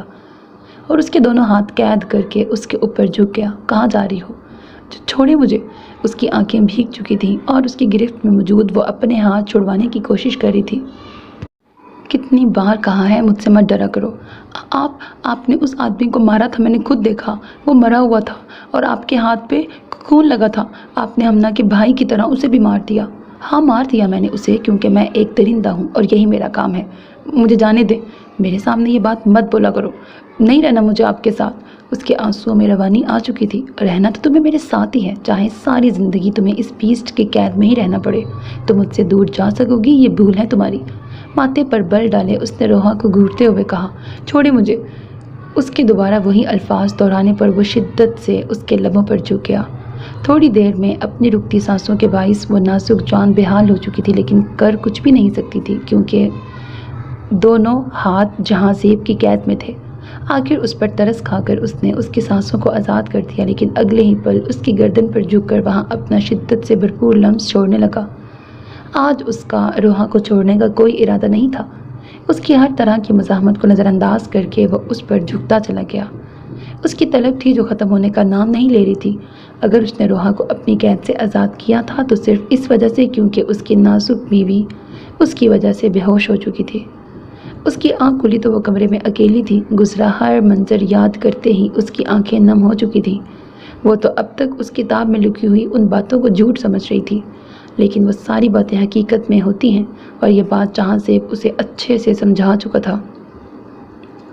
شاور لے کر وہ نیچے چلی گئی، جہاں سے گھر میں نہیں تھا، جس پر اس نے شکر کا سانس لیا۔ اس وقت وہ اسے اپنے سامنے دیکھنا بھی نہیں چاہتی تھی۔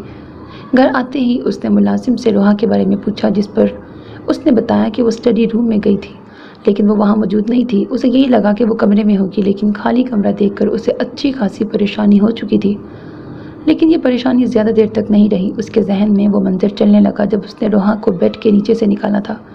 یہی بات سوچتے ہوئے وہ واپس اسٹڈی روم میں آیا، اور اس کا اندازہ ٹھیک تھا۔ وہ ٹیبل کے نیچے چھپی ہوئی تھی، یقیناً اس سے ہی۔ اس کا ہاتھ پکڑ کر اس نے اسے ٹیبل کے نیچے سے نکالا۔ یہاں بیٹھ کے کیا ہو رہا تھا؟ روحا نے اس کی بات کا جواب نہیں دیا۔ وہ اسی طرح نظریں جھکائی کھڑی تھی، جس پر گہرا سانس لے کے اس نے اسے ٹیبل پر بٹھایا اور خود اس کے سامنے صوفے پہ بیٹھ گیا۔ پلیز روح، تم مجھ سے ڈرا مت کرو۔ ہاں میں لوگوں کو مارتا ہوں کیونکہ میں ایک بیسٹ ہوں۔ آپ کیوں مارتے ہیں انہیں؟ کیونکہ وہ اسی لائق ہیں۔ میں صرف برے انسانوں کو مارتا ہوں جنہیں قانون سزا نہیں دیتا، انہیں میں سزا دیتا ہوں۔ جس مظلوم کے ساتھ ظلم ہوتا ہے میں اسے انصاف دلاتا ہوں۔ تم بتاؤ کیا یہ غلط ہے؟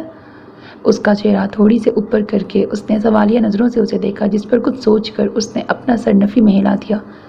وہ غلط نہیں کہہ رہا تھا، وہ غلط نہیں کر رہا تھا۔ لیکن آپ نے ہمنا کے بھائی کو کیوں مارا؟ کیونکہ وہ بھی ایک برا انسان تھا۔ اب مجھے بتاؤ تم وہاں پر کیوں آئی تھی؟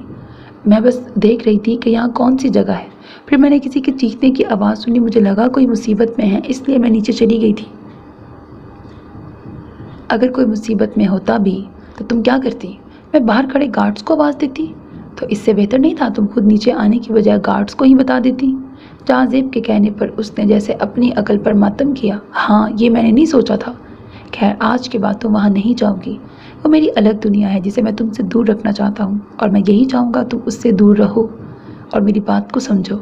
لیکن آپ نے میرے ساتھ اچھا نہیں کیا تھا۔ اس کے منہ پھلا کر کہنے پر جہاں زیب مسکرا کر اٹھا۔ وہ جانتا تھا وہ کس بارے میں بات کر رہی ہے۔ میں نے کچھ غلط نہیں کیا تھا، بیوی ہو تم میری، اور جو میں نے کیا تھا وہ تو میں اب بھی دوبارہ کرنے کا ارادہ رکھتا ہوں۔ جہاں زیب کے کہتے ہی وہ وہاں سے بھاگنے لگی، لیکن اس سے پہلے ہی وہ اسے اپنی طرف کھینچ کر اس کا نازک وجود اپنے کندھے پر ڈال چکا تھا۔ جہان مجھے بھوک لگ رہی ہے، نیچے اتاریں۔ روحا کے کہنے پر اس کے چہرے پر دلکش مسکراہٹ نمودار ہوئی، کیونکہ اس نے پہلی بار اس کے منہ سے اپنا نام سنا تھا۔ اس نے روحا کو نیچے اتارا اور نرمی سے اس کے لبوں پر جھک گیا۔ میری جان، میں جانتا ہوں میرے آنے سے پہلے تم اپنا پیٹ اچھے سے بھر چکی ہو، اس لیے یہ بہانہ مت بناؤ۔ اسے دوبارہ اپنی باہوں میں اٹھائے وہ اسے اپنے کمرے کی طرف لے گیا، جبکہ اسے پھر سے پہلے والے موڈ میں دیکھ کر روحا نے شرما کر اپنا چہرہ اس کے سینے میں چھپا لیا۔ اپنے کمرے کی کھڑکی سے وہ اس وقت باہر لان میں موجود سبزہ دیکھ رہے تھے، جبکہ ذہن کے داغے ماضی میں الجھے ہوئے تھے، جہاں ایک کے بعد ایک منظر آئے جا رہا تھا۔ تیمور، مجھے ڈر لگ رہا ہے۔ دلہن بنی عائشہ نے اپنا سر تیمور کے کندھے پر رکھا۔ تو محبت کرتے وجود آج ایک پاک بندھن میں بن چکے تھے۔ یونیورسٹی میں کی ہوئی دوستی ان کی محبت بن گئی۔ ان کا ارادہ پڑھائی کے بعد ہی شادی کرنے کا تھا اور اس پل کا ان دونوں کو بے صبری سے انتظار تھا، لیکن اب جب وہ وقت آ گیا تھا تو انہیں کہیں سے بھی اپنی بیوی کے چہرے پر وہ خوشی نہیں مل رہی تھی جو اس وقت کا ذکر کرتے ہی ہمیشہ اس کے چہرے پر آ جاتی تھی۔ کیوں ڈر لگ رہا ہے؟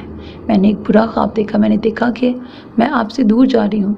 ظاہشہ، تم اپنے خواب کی وجہ سے ہمارا اتنا بڑا دن خراب کر رہی ہو۔ وہ بس ایک خواب ہی تو تھا، ٹوٹ گیا۔ اب اس خواب کے اثر سے باہر نکلو اور تھوڑا دھیان میری طرف بھی دو۔ اس کا چہرہ اپنے سامنے کر کے انہوں نے پیار بھری نظروں سے اپنی من چاہی بیوی کو دیکھا۔ تیمور، آپ ڈرائیونگ پہ فوکس کیجئے۔ ان کی نظروں سے گھبرا کر وہ پیچھے ہوئی، جس پر انہوں نے مسکراتے ہوئے سامنے دیکھا۔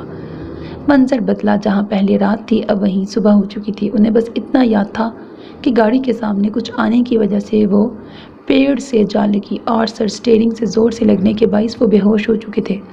جو چیز گاڑی کے سامنے آئی تھی وہ کیا تھی یہ انہیں یاد نہیں تھا۔ یاد تھا تو بس اتنا کہ وہ اپنی بیوی کے ساتھ موجود تھے۔ بیوی، ظاہشہ کا خیال آتے ہی گھبرا کے انہوں نے اس سیٹ کی طرف دیکھا جہاں پر پہلے ظاہشہ موجود تھی، لیکن اب وہاں ظاہشہ نہیں تھی، وہ جگہ خالی تھی۔ منظر بدلا، وہ بھاگتے ہوئے اپنی باہوں میں موجود اپنی ایک دن کی دلہن کو لے کر ہاسپٹل میں داخل ہوئے اور ڈاکٹر کو آواز دے کے جلدی سے اس کا ٹریٹمنٹ کرنے کو کہا۔ جس راستے پر وہ لوگ تھے وہیں سے تھوڑے فاصلے پر ایک جنگل ملا تھا جہاں سے انہیں اپنی بیوی اس حالت میں ملی کہ ان کا دل 1000 ٹکڑوں میں بٹ چکا تھا۔ 2 دن بعد ظاہشہ کو ہوش آیا تھا، لیکن اس کی زبان سے ایک لفظ نہیں نکلا تھا۔ ڈسچارج ہو کر گھر میں آنے کے بعد بھی وہ رونے کے سوا کچھ نہیں کرتی تھی، جبکہ تیمور کے پاس اب اس کے لیے کوئی تسلی بھرا جملہ بھی نہیں تھا۔ لیکن آخر کب تک وہ اسے ایسے ہی روتے ہوئے دیکھ سکتے تھے؟ ظاہشہ، اس کے قریب بیٹھ کر تیمور نے نرمی سے ظاہشہ کے آنسو صاف کیے۔ آپ مجھے چھوڑ دیں گے تیمور؟ اس کی بات سن کر تیمور نے حیرت سے اپنی جان سے عزیز بیوی کو دیکھا۔ نہیں، میں تمہیں نہیں چھوڑوں گا، تم جان ہو میری، میں کیسے تمہیں چھوڑ سکتا ہوں؟ آپ سچ میں مجھے نہیں چھوڑیں گے نا؟ نہیں ظاہشہ، بھول جاؤ ان گزرے لمحوں کو، ہم اپنی نئی زندگی بنائیں گے جہاں بس تم اور میں ہوں گے۔ تیمور نے اس کے بھیگے گال صاف کیے اور اسے اپنے سینے سے لگا لیا۔ لیکن یہ خوشی بھی عارضی تھی، کیونکہ تھوڑی ہی دیر بعد ظاہشہ کی طبیعت خراب ہونے پر جب وہ اسے ہاسپٹل لائے اور چیک اپ کے بعد جو خبر ان دونوں کو ملی وہ ان دونوں وجود کو ہی صدمے میں ڈال چکی تھی۔ ان دونوں نے ایک دوسرے سے کچھ نہیں کہا تھا، کہنے کے لیے شاید اب کچھ تھا ہی نہیں۔ گھر پہنچ کر بھی وہ دوسرے روم میں جا کے بند ہو چکے تھے۔ اپنی بیوی کو کسی بھی حال میں اپنا سکتے تھے، لیکن کیا ان میں اتنی ہمت تھی کہ اس بچے کو بھی اپناتے جس کے باپ کا بھی کچھ پتہ نہیں تھا؟ لیکن اس سب میں اس بچے کا کیا قصور؟ وہ تو معصوم تھا، جو ابھی اس دنیا میں آیا بھی نہیں تھا، جو اس دنیا کے ظالم لوگوں کو جانتا بھی نہیں تھا۔ بھلا اس سے کیسی نفرت؟ لیکن یہ ان کی سوچ تھی، ان کی بیوی کی سوچ کچھ اور تھی۔ اسے نہ تو اب یہ زندگی چاہیے تھی، نہ ہی یہ اولاد۔ اگر تیمور صحیح وقت پر اس کے پاس نہ پہنچتے تو نہ جانے وہ کیا کچھ کر چکی ہوتی۔ اس کی حالت کچھ دیر پہلے تھوڑی سنبھلی تھی، وہ اب پھر سے خراب ہو چکی تھی۔ ظاہشہ، کیوں اس بچے کو نقصان پہنچانا چاہتی ہو؟ یہ معصوم ہے، تمہارے ساتھ جو کچھ بھی ہوا اس میں اس کا کیا قصور ہے؟ یہ معصوم نہیں ہے، اس نے میری زندگی برباد کی ہے، نہیں چاہیے مجھے یہ، اس نے چیختے ہوئے کہا اور کمرے میں رکھا سارا سامان پھینک دیا۔ وہ جان بوجھ کے ایسی حرکتیں کرتی تھی جس سے اس کے اندر پلتے اس وجود کا خاتمہ ہو جائے، لیکن تیمور اس کا ہر طرح سے خیال رکھتے تھے۔ گھر میں وہ ہر وقت ظاہشہ کے ساتھ رہتے، جبکہ باہر جاتے وقت ملازمہ کو مسلسل اس کے پاس ٹھہرنے کا حکم دے کے جاتے۔ وہ نہ تو اپنی بیوی کو کچھ ہونے دینا چاہتے تھے، نہ اس معصوم بچے کو، لیکن زندگی اور موت اللہ کے ہاتھ میں ہے، وہ جسے چاہے زندہ رکھے اور جسے موت دے دے۔ جس معصوم بچے کو وہ مارنا چاہتی تھی وہ دنیا میں آ چکا تھا، لیکن ظاہشہ کی خود کی حالت بہت خراب تھی، جس کے باعث وہ چند دن سے زیادہ زندہ نہیں رہ سکی۔ لیکن ان چند دنوں میں بھی اس نے اپنے بیٹے کی شکل تک نہیں دیکھی تھی، کیونکہ اسے اس بچے سے نفرت تھی۔ اپنی بیوی کا غم ان کے لیے بہت بڑا تھا، لیکن انہیں ہمت کرنی تھی اپنے لیے، اس بچے کے لیے جسے وہ اپنا بنا چکے تھے۔ جہاں زیب کے سمجھدار ہوتے ہی وہ اسے ساری باتیں بتا چکے تھے جو اس کی ماں کے ساتھ ہوئی تھیں، سوائے اس کے کہ اس کی ماں اس سے کتنی نفرت کرتی تھی۔ یہ بات وہ اسے کبھی نہیں بتا پائے اور نہ ہی بتانا چاہتے تھے۔ ہر طرف یہی سب باتیں دیکھ کر یہی ہوتا ظلم، جہاں زیب قاسمی کو بیسٹ بنا چکا تھا۔ وہ اپنی ماں کا بدلہ تو نہیں لے سکا، لیکن ان سب کا تو لے سکتا تھا جو اس کے سامنے یہ ظلم کر رہے تھے، اور اس نے ایسا ہی کیا۔ اسے جب بھی یہ بات پتہ چلتی کہ کسی کے ساتھ ظلم کرنے والا کوئی بھی شخص ایسے کھلے عام گھوم رہا ہے تو وہ خود اسے سزا دیتا، کیونکہ بقول جہاں زیب کے وہ سب اسی لائق تھے۔ کالج کے گیٹ پر کھڑی وہ اس وقت داد کا انتظار کر رہی تھی۔ آج نئے کالج میں اس کا پہلا دن تھا۔ جہاں زیب اس کا کالج تبدیل کروا چکا تھا، کیونکہ بھلے وہ اسے یہ بات سمجھا چکا تھا کہ زین ایک برا انسان ہے، پر پھر بھی اگر وہ اسی کالج میں ہمنا کے ساتھ رہتی تو یہ بات وہ زیادہ دیر تک اپنے اندر نہیں رکھ سکتی تھی کہ اس کے بھائی کو کس نے مارا تھا۔ یہ جہاں زیب کا ہی آرڈر تھا کہ جب تک داد یا اس کے خود کے علاوہ اسے کوئی لینے نہیں آ جاتا وہ کالج میں ہی رہے گی، لیکن اس کی یہ بات شاید وہ سن کر بھی بھول چکی تھی۔ ٹارچر سیل میں اس وقت وہ اپنے سامنے بندے شخص کی خاطر تواضع کر رہا تھا جب پیچھے کھڑے داد نے اسے پکارا، جس پر اس نے گھور کے اسے دیکھا، کیونکہ اپنے کام کے دوران کسی کو اسے ٹوکنا بالکل بھی پسند نہیں تھا۔ سر، عبداللہ کی کال آ رہی ہے۔ اس نے اپنے ہاتھ میں موجود جہاں زیب کا فون اس کی طرف بڑھایا۔ اس فضول کام کے لیے تم نے مجھے روکا؟ تولیے سے اپنے خونی ہاتھ صاف کر کے اس نے اس کے ہاتھ سے موبائل لے کے کال پک کی۔ کیا مسئلہ ہے؟ تمہاری بیوی تم سے بہت چھوٹی نہیں ہے؟ لیکن ماننا پڑے گا، ہے بہت پیاری، دکھنے میں ہی کتنی معصوم لگ رہی ہے۔ اس کی بات سن کے موبائل پر اس کی گرفت سخت ہو چکی تھی۔ اپنی بکواس بند کرو، میں تو بس تمہاری بیوی کی تعریف کر رہا تھا، اگر تمہیں اچھا نہیں لگا تو دوبارہ نہیں کہوں گا۔ خباثت سے ہنستے ہوئے اس نے کال کاٹ دی، جبکہ جہاں زیب کے چہرے کی سختی دیکھ کر داد کو کچھ غلط ہونے کا اندازہ ہو گیا تھا۔ سر، سب ٹھیک ہے؟ روح کہاں ہے؟ تم اسے لینے نہیں گئے؟ سر، وہ آپ نے اسے لانے کے لیے کہا تھا تو میں نے اپنی جگہ ڈرائیور کو بھیج دیا تھا۔ اس نے کرسی پہ بندھے اس ادمرے شخص کی جانب اشارہ کیا۔ میں نے تم سے کیا کہا تھا داد؟ اس کی ذمہ داری تمہیں دی تھی۔ اس نے غصے سے اپنے ہاتھ میں موجود فون دیوار پر مارا، باہر نکل گیا، جبکہ داد اب بس یہ دعا کر رہا تھا کہ کوئی بڑی بات نہ ہو، ورنہ کل اس کرسی پر اسے ہونا تھا۔ دھاڑ کی آواز کے ساتھ دروازہ کھول کر وہ اندر داخل ہوا، جہاں عبداللہ اطمینان سے کرسی پہ بیٹھا یقیناً اسی کا منتظر تھا۔ آ جاؤ، میں تمہارا ہی انتظار کر رہا تھا۔ اس کی بات کا جواب دیے بنا جہاں زیب نے اس کا گریبان پکڑ کر اسے کرسی سے اٹھایا۔ جب پاس کھڑے اس کے ملازم جہاں زیب کی طرف بڑھنے لگے، لیکن عبداللہ اپنا ہاتھ اٹھا کے انہیں روک چکا تھا۔ میری بیوی کہاں ہے؟ بیسٹ ہو تم، ساری دنیا کی خبر رکھتے ہو، یہ نہیں جانتے تمہاری بیوی کہاں ہے؟ اس کے کہا لگانے پر جہاں زیب نے زوردار مکہ اس کے چہرے پر مارا، جس سے ملازم جو عبداللہ کے کہنے پر رکے تھے وہ تیزی سے جہاں زیب کی طرف بڑھے، لیکن غصے میں بے قابو ہوتا وہ وہاں موجود ہر شخص کو ڈھیر کر چکا تھا۔ اس وقت اس کے سر پر جنون سوار تھا۔ عبداللہ، آخری بار پوچھ رہا ہوں، میری بیوی کہاں ہے؟ اس کے گرانے پر عبداللہ نے اسے وہ جگہ بتا دی، جس جگہ پر میں نے تمہاری بیوی کو رکھا ہے وہاں ایک بام فٹ ہے جو 10 منٹ میں پھٹ جائے گا۔ بچا سکتے ہو تو بچا لو اپنی بیوی کو۔ اس نے اپنی ناک سے نکلتا خون صاف کرتے ہوئے کہا، اس بار تم نے غلط انسان سے ٹکر لی ہے بیسٹ، مجھے یقین ہے آئندہ تم میرے راستے میں نہیں آؤ گے۔ اس کی بات کو نظر انداز کر کے وہ تیز تیز قدموں سے باہر نکل گیا۔ جس جگہ روحا موجود تھی وہاں پہنچنے میں اسے 25 منٹ لگنے تھے، جبکہ اگر واقعی میں اس جگہ بام فٹ تھا تو اسے بلاسٹ ہونے میں صرف 10 منٹ باقی تھے۔ تیز ڈرائیونگ کر کے بھی وہ وہاں وقت پر نہیں پہنچ سکتا تھا، لیکن کوئی اور ضرور تھا جو وہاں وقت پر پہنچ سکتا تھا۔ اس نے گاڑی میں بیٹھ کر اسے سٹارٹ کیا اور جیب سے موبائل نکال کے کال ملائی۔ اپنا موبائل وہ توڑ چکا تھا، لیکن یہ کام وہ ہر ہفتے یا مہینے میں کرتا تھا، اس لیے ایکسٹرا فون اس کے پاس ہمیشہ رہتا تھا۔ ہیلو، کال اٹھاتے ہی دوسری طرف سے بھاری گمبھیر آواز گونجی۔ ہیلو مہراب، مجھے تمہاری مدد چاہیے۔ کیا بات ہے، بیسٹ کو میری مدد چاہیے؟ مہراب پلیز۔ کیا ہوا ہے جہان؟ اس کے پوچھنے پر جہاں زیب نے اسے مختصر سی ہر بات بتا دی۔ مجھے تمہاری مدد چاہیے، ویسے بھی جس جگہ روح موجود ہے وہاں سے پولیس اسٹیشن قریب ہے، تم فکر مت کرو، میں سب سنبھال لوں گا۔ کال کاٹ کر وہ پولیس اسٹیشن سے باہر نکل گیا، جبکہ جہاں زیب نے گاڑی کی رفتار مزید تیز کر دی۔ وہاں پہنچتے ہی اس کی نظر گارڈز پر گئی جو زخمی حالت میں زمین پہ پڑے تھے۔ ان کی یہ حالت یقیناً مہراب نے ہی کی تھی۔ مہراب، ادھر میرے بھائی۔ پیچھے سے آتی آواز پر اس نے مڑ کر دیکھا، جہاں بھوری آنکھوں والا وہ خوبرو مرد پولیس یونیفارم میں کھڑا اسی کی طرف دیکھ رہا تھا۔ تمہارا ہی انتظار کر رہا تھا۔ روح کہاں ہے؟ اس نے بے چینی سے پوچھا، جس پر اس نے اندر بنے اس چھوٹے سے کمرے کی جانب اشارہ کیا۔ جہاں زیب بھاگ کر اس کمرے میں داخل ہوا، جہاں ہر طرف مٹی تھی، ایسا لگ رہا تھا جیسے اس کی کتنے وقت سے صفائی نہیں ہوئی تھی۔ کرسی کے ساتھ رسی زمین پر گری پڑی تھی، جبکہ ٹیبل پر روحا کا بے ہوش وجود پڑا تھا۔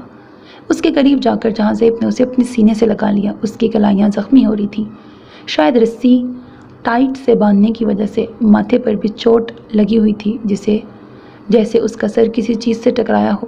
یہ بے ہوش کیوں ہے مہراب؟ اور کچھ نہیں ہوا جہاں زیب، ریلیکس، شاید ڈر کی وجہ سے بے ہوش ہوئی ہیں، اور ہاں، اس جگہ پر بوم فٹ تھا۔ تھوڑی بہت مار پڑنے پر گارڈ نے بتا دیا کہ وہ کہاں موجود ہے اور ہم نے اسے ڈیفیوز کر دیا ہے۔ اس کے کہنے پر جہاں زیب نے سکون بھرا سانس لے کے اپنی آنکھیں بند کر کے روحا کو مزید سختی سے خود میں قید کر لیا۔ تھینک یو یار، میں تمہارا شکریہ کیسے ادا کروں؟ اپنا شکریہ اپنے پاس رکھو اور تم انہیں میرے گھر لے کے چلو، زیادہ دور نہیں ہے، میں نے ڈاکٹر کو کال کی ہے، وہاں پر پہنچنے والی ہوں گی۔ اس کے کہنے پر جہاں زیب نے اپنا سر ہلا کر روحا کو اپنی باہوں میں اٹھایا اور اسے لے کے باہر کی طرف چلا گیا۔ ڈاکٹر اس کا چیک اپ کر کے جا چکی تھی، وہ صرف ڈر کی وجہ سے بے ہوش ہوئی تھی اور کچھ دیر میں اسے ہوش آ جانا تھا، جبکہ اس کے زخم بھی صاف کر دیے گئے تھے۔ روحا کو آنٹی بریکٹ محراب کی والدہ کے پاس چھوڑ کر وہ کمرے سے باہر نکل کر داد کا نمبر ملانے لگا جو پہلی ہی بیل پر اٹھا لیا گیا تھا۔ جی سر، میم ٹھیک ہے؟ میرا کام کر دیا؟ جی سر، ہو گیا۔ اور اس کی مزید کوئی بات سنے بنا اس نے کال کاٹ دی۔ اس وقت اسے داد پر بے انتہا غصہ آ رہا تھا، جس کی لاپرواہی سے اس کی بیوی مرتے مرتے بچی تھی۔ اگر داد اس وقت اس کے سامنے ہوتا تو وہ اسے جان سے مارنے سے بھی گریز نہ کرتا۔ اگلا نمبر جو اس نے ملایا وہ عبداللہ کا تھا، جو تھوڑی ہی دیر بعد اٹھایا جا چکا تھا۔ عبداللہ، تم نے بہت غلط جگہ وار کیا ہے، اب تو کر دیا ہے، اور مجھے امید ہے اس بات سے سبق سیکھ کر تم اب میرے راستے میں نہیں آؤ گے۔ میں اپنی بیوی پر ایک خروچ تک برداشت نہیں کر سکتا، اور تم نے اسے اتنی تکلیف پہنچا دی۔ بیسٹ کی بیوی، اس کی جان کو نقصان پہنچایا تم نے، ایسا کیسے ہو سکتا ہے میں تمہیں چھوڑ دوں؟ اس کی بات سن کر دوسری طرف موجود شخص نے کہا لگایا، بگاڑ کیا سکتے ہو؟ دھماکے کی آواز کے ساتھ ہی رابطہ کٹ چکا تھا، جبکہ اس آواز کو سنتے ہی جہاں زیب کو سکون کی ایک لہر۔ تم نے ٹائمنگ تو پرفیکٹ سیٹ کی ہے داد، بڑبڑاتے ہوئے وہ اندر کی طرف چلا گیا۔ شروع میں جب تک وہ خوف زدہ رہی، جب تک جہاں زیب اس کے پاس رہا تھا، لیکن اپنی ناراضگی وہ خوب ظاہر کر رہا تھا۔ شروع میں وہ اتنی خوف زدہ تھی کہ اس کی خفگی کو نوٹ نہیں کر پائی، لیکن اب اس کا رویہ روحا کو بری طرح چبھ رہا تھا۔ 3 دن سے جہاں زیب نے اس کے ساتھ ضرورت کے علاوہ کوئی بات نہیں کی تھی۔ اس وقت بھی اسٹڈی روم میں بیٹھا بلیک جینز اور بلو شرٹ پہنے ٹانگ پہ ٹانگ چڑھائے سنجیدگی سے کتاب پڑھ رہا تھا، جب روحا نے اس کی گردن کے گرد اپنے بازو حائل کر دیے۔ اس نے اس کے ہاتھ نہیں ہٹائے تھے، لیکن کوئی اور رد عمل بھی ظاہر نہیں کیا تھا۔ جہان، نرمی سے پکار کر اس نے اپنے بازو میں مزید سختی کر لی، لیکن وہ اسی طرح بیٹھا رہا۔ جہان، اس بار اس نے ہولے سے اس کے گال پر اپنے لب رکھے، جب اگلے ہی پل رولنگ چیئر موڑ کر اس نے روحا کو اپنی گود میں بٹھا لیا۔ کیا مسئلہ ہے؟ آپ ناراض ہیں مجھ سے؟ بالکل نہیں، تمہیں کیوں لگا میں ناراض ہوں؟ آپ مجھ سے بات نہیں کر رہے تو تمہیں فرق پڑتا ہے؟ بالکل۔ اس نے اس کے سینے پر اپنا سر رکھ دیا۔ یہ ادائیں کہاں سے سیکھ لی تم نے؟ بھابھی سے بات کی تھی، انہوں نے مجھ سے کہا میں ایسا کروں گی تو آپ کی ناراضگی ختم ہو جائے گی۔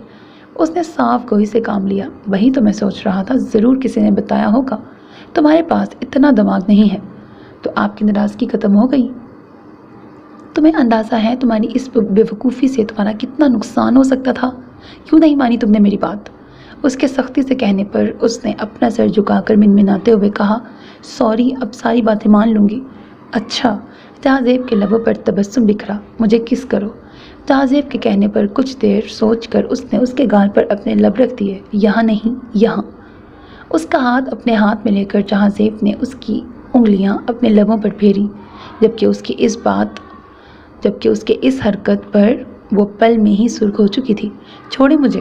روحا نے اس کی گود سے اٹھنا چاہا، لیکن اب ایسا تب تک ممکن نہیں تھا جب تک جہان کی مرضی نہ ہوتی۔ پہلے مجھے کس کرو۔ مجھے نہیں کرنی۔